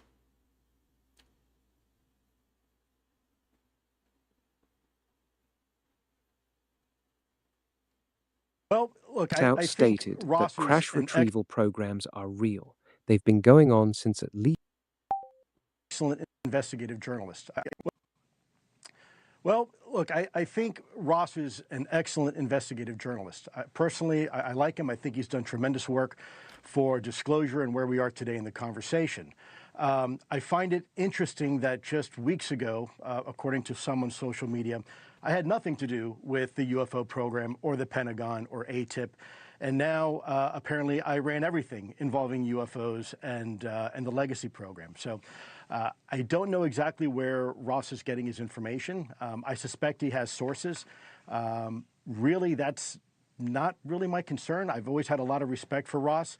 For me, any chance I get to talk about disclosure and transparency, look, I've dedicated the last 10 years of my life being forthcoming with the American people about the reality of UAP, UFOs. In fact, One only has to look at my resignation memo, for the record, that I wrote to Secretary Mattis, James Mattis at the time. You know, I've committed myself to transparency to the degree that I could. It is true that I have a security that's the clearance space. still. That's the space, Lou, right? Because up till that point, I think Ross would agree with everything you just said, until right here. But you were in the legacy program. You've never really talked about it. Is that because you can't? And if you can't, do you think it's fair of Ross to say, well, then you still should? Yeah, well, first of all, I didn't say I was part of the legacy program. And let me make this clear too, Chris, and I'm sure you can appreciate this. When you work for the government and you have a security clearance, there's always these statements, you know, we cannot confirm or deny. And people always take that as some sort of implicit yes. But the reality is that's not at all what that means. There are classified programs out there. And if someone were to ask me, Lou, were you part of, I don't know, Project X with the M1 Abrams tank? Even if I wasn't, if it's a classified program, I would have to say I can't discuss that. In fact, I can't even acknowledge that. And for those of you in your audience that have security clearances, they will relate to that tremendously. And so I think it's important. A lot of times people infer things, especially in the world of social media, and where, you know, people like yourself, you might say something that gets taken out of context, or I say something that's getting taken out of context, and all of a sudden it kind of grows legs, if you will, and starts to take on its own life. The truth of the fact is that I've always been very clear. I worked in a program called ATIP. I have committed myself for the last 10 years of my life for truth and transparency to the American public. And at the same time, me being on this program where we're talking about me, Lou Elizondo, instead of disclosure, and I have an opportunity to use this in order to raise awareness about the reality that our government has been involved in this topic for decades, then that's a small price to pay. I'm willing to do that. And by the way, again, for the record, I think Ross is an excellent investigative journalist. No, I get it. I get it. You're not trashing Ross. That in itself is interesting, right? Lou is definitely hiding something, dude. Lou gives me bad vibes. He's hiding something horrific. Yeah, if he wasn't part of the legacy program, he was part of the crash retrieval program. If he was part of the crash retrieval program, everybody knows here that they were heavily involved in recruiting children to do NHI and do basically telekinesis with these basically honing these craft, right? If he was involved in any of that, it was a lot of bad no stuff that was happening. Ken says, don't wait on government, you mother effers. Yeah, I think, you know, truly, man, it's going to, disclosure is going to come among us, you know, us holding these craft and us doing our due diligence, documenting the phenomenon and really reposting our findings publicly, you know. I think that's going to be the biggest thing with this. It's going to be among us that we're going to get this thing pushed, because government, they strategically try to broadcast this stuff systematically when they want to, basically when it fits their narrative. And so far, it has been fitting their narrative as far as what they want to discuss, as far as what they want to show, as far as what they like to show us, and they continue doing that over and over again, right, Ken? And I think we all know that. We all know that. I mean, we're not pushing anything else besides that. I mean, a lot of people that go into this has strategically know that the government has lied, and they have warped reality, and has systematically changed history to fit their narrative, right? And to make themselves appear a lot better than they initially are, right? So, you know what they say, it's like our past is covered in blood. So it's odd knowing that you're very likely to die by your own hands than old age I'm probably going to be doing it soon. My life has fallen apart again, and I just can't seem to make it better. Brother, there's always another hill. There's always brighter skies. There's always greener grass. There's always ups and downs. If you keep that in mind, you shall persevere. With everything that goes in your life, brother, just remember, there's always a better turn. It's not always going to be bad always. Well, everybody has up and downs, man. Even I do. Hope and fight. That's right, Ken. Hope and fight, brother.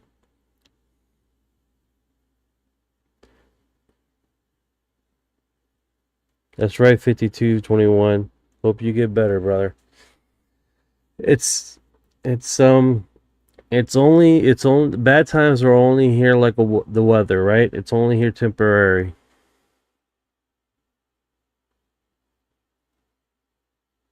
You said you did. I apologize. I was coughing. No worries, Bill. There's always greener grass, man, on the other side. 100%. 5221. We just keep on going, man. We can do it. We can do it. My life is in hell but there is always tomorrow, and you never know, man. Hang in there. 100%. 4928. Brother, man. It could always be worse, and it could always be better, you know? Always. There were some positions in my life, man, I didn't even know how I was going to get through, but here we are, right? Here we are, brother. Here we are. That's what makes you stronger, bro. Remember, maybe your experience could help others when you pull.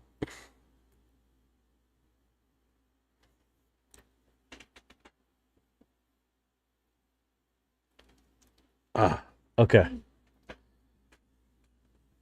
There was a story that reminded me of something, right? And the story was, you're in a hole. I don't know how I'm going to say this story without choking up. There's a man in a hole, and he's pleading for people to help him get out of the hole. People walk by, and they say, don't worry, you're going to be okay. It's going to be all right. And they leave. He screams and hollers. And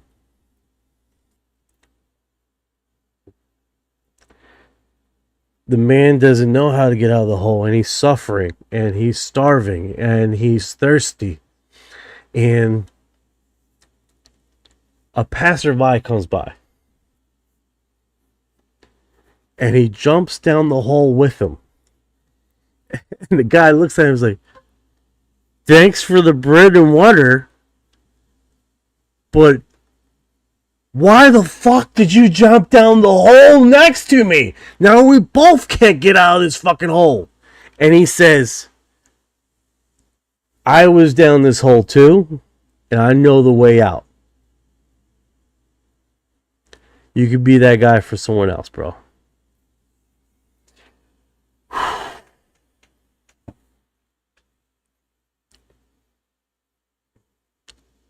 All right, let's see what Pentagon UFO whistleblower Lou Elizondo is the real deal, okay? He spent years of his life in service, and he has... Oh, it paused. Paused. Oh, that's a pause. Is that me? It froze all the way, dude.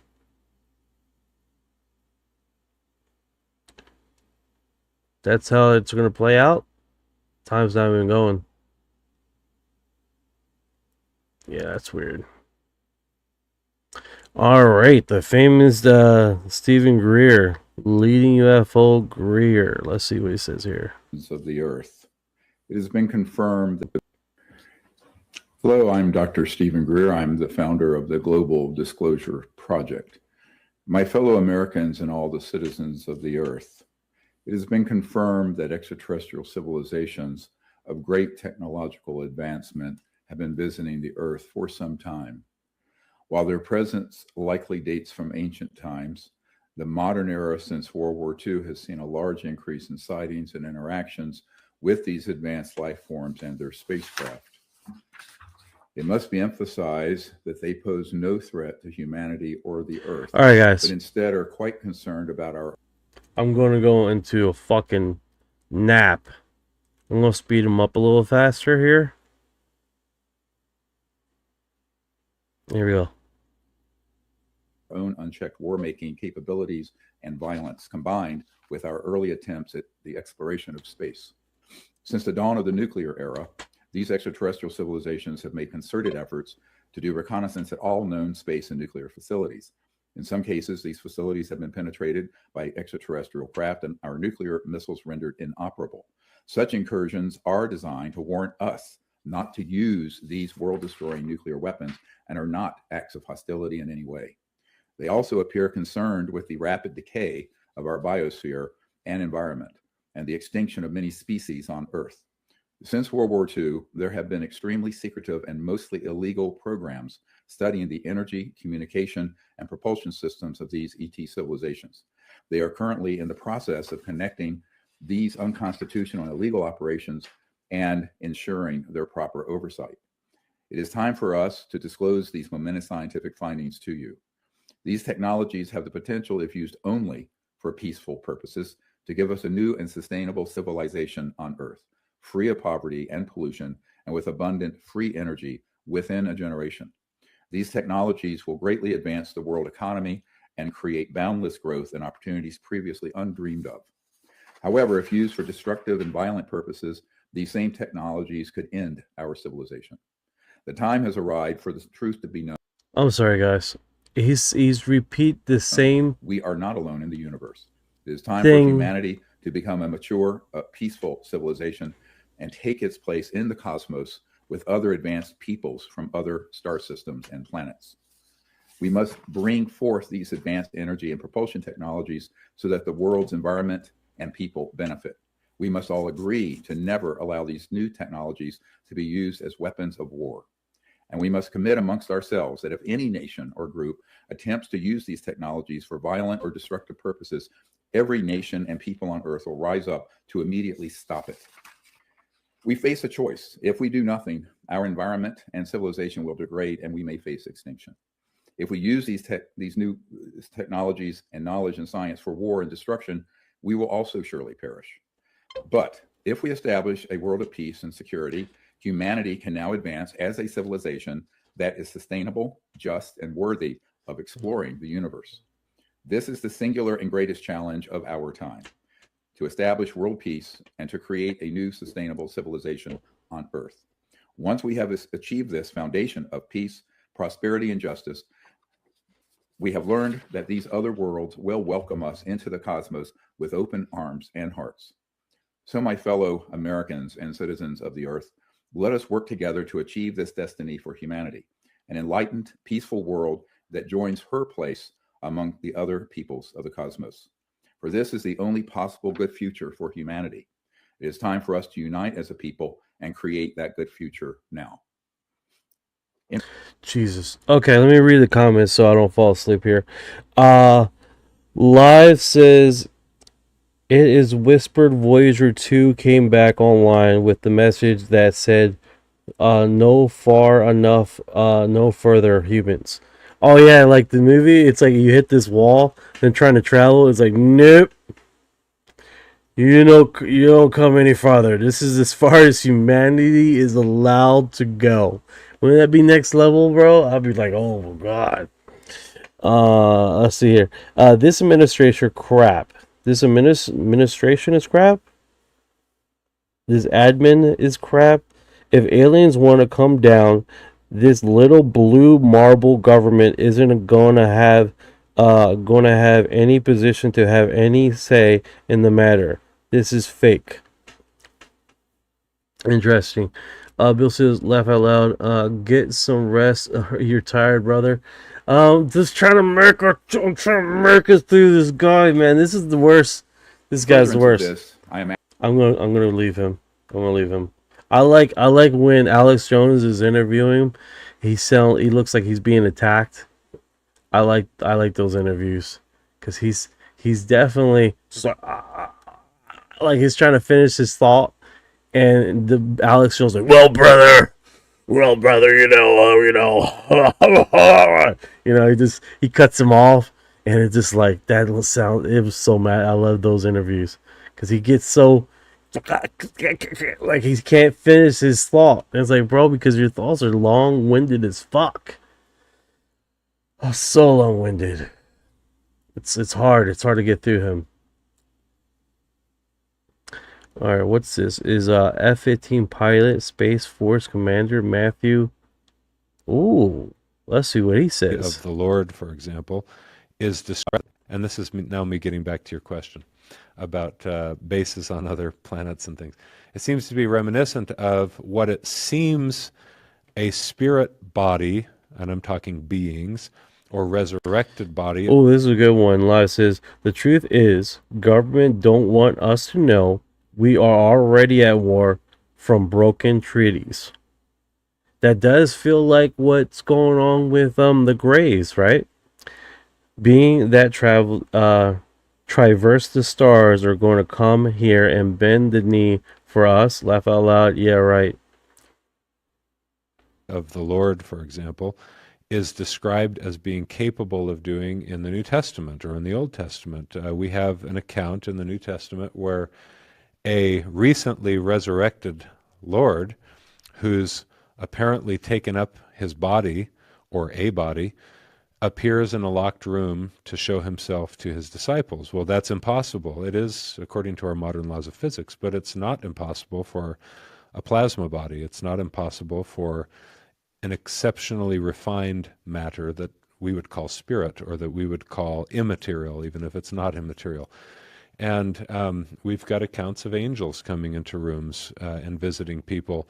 We've tended in the modern materialist secular mode that we've been in for some time to just outright dismiss these things, or they've somehow become taboo. But now even scientists are willing to begin to investigate the possibility that there are actually legitimate science. Man, the chat is super interesting. 4928 says, when you look at the data for all the encounters of the second and third kind, it's pretty obvious they weren't space philanthropers.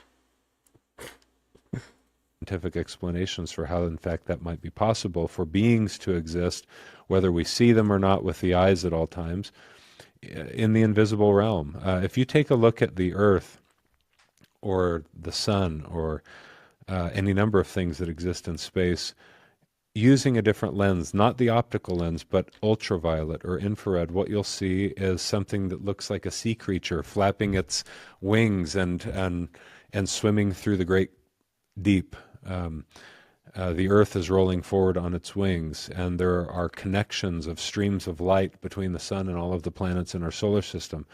And all of the stars are connected by these gossamer threads of light called Birkeland currents.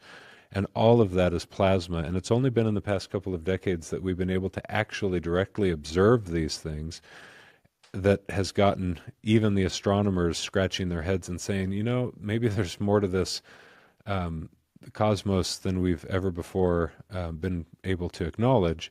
And we ought to start looking into some of these things. And maybe that explains how it is that electricity and magnetism seem to be everywhere in the cosmos, even though in this, what we used to call the vacuum of space, it seems to our optical lens as if it's empty.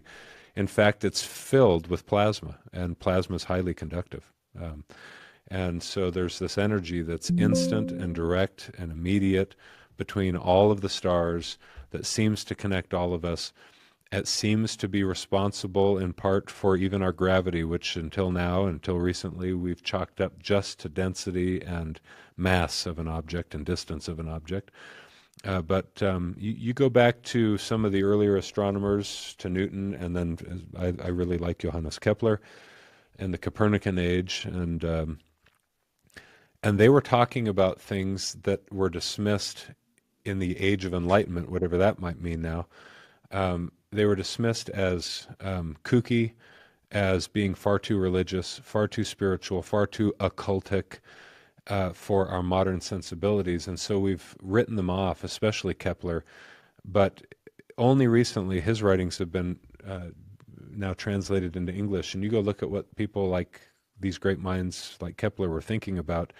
Their whole mentality is absorbed in their Bibles, in occult literature, in astrology, and why I mention all of that is just to say this: they genuinely believed that everything in the cosmos was connected, and it led to stunning revelations that we now just consider materialist, secular, wholly unconnected, disconnected, and that humans are some great accident. Now, I happen to believe that there's plenty of life out there, whether we can see it with our natural, mortal, fallen eyes or not.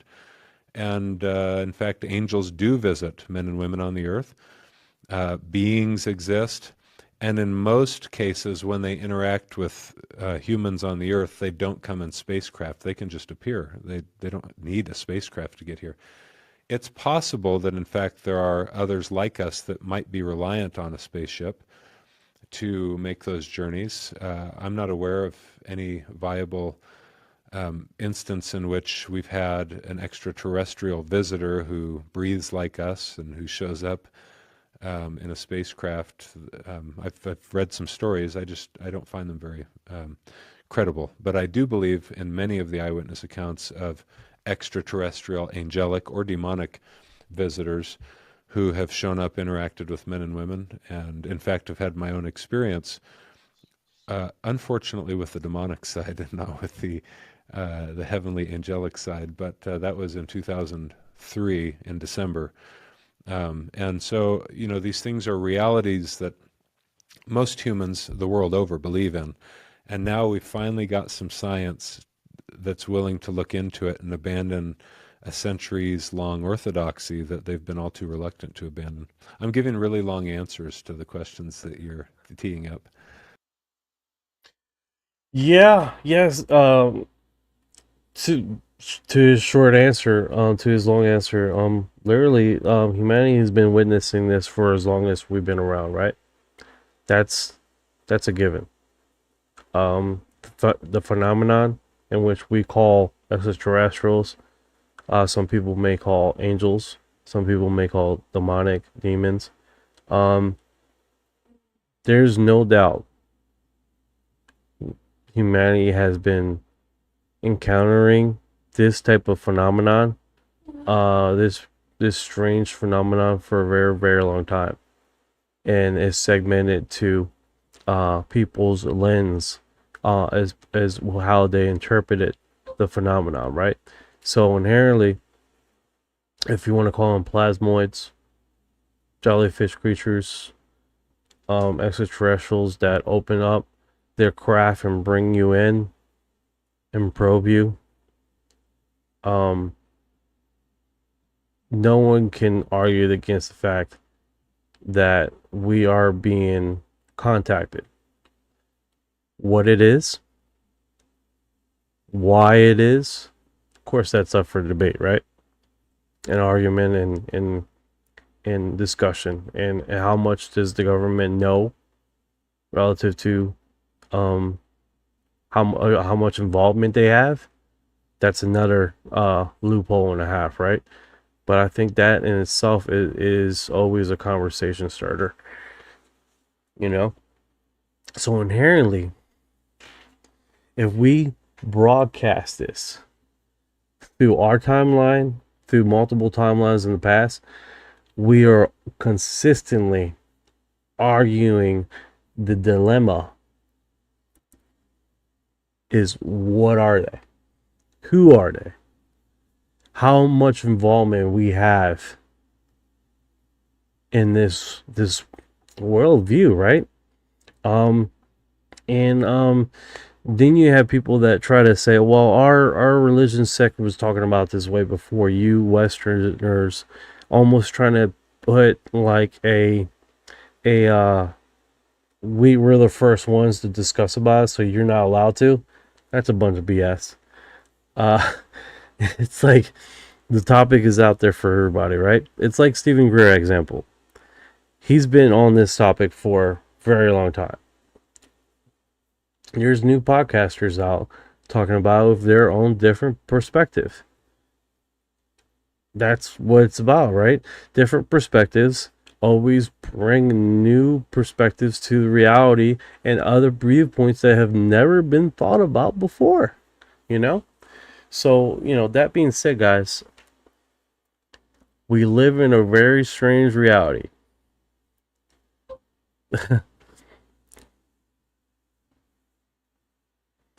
So, and that's what we always play against, right? But if you guys been here this far, you are disclosure.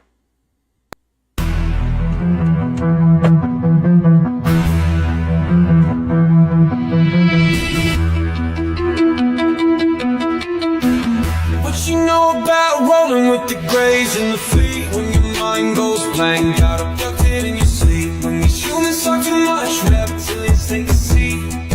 Yeah, I feel like a hybrid in the deep.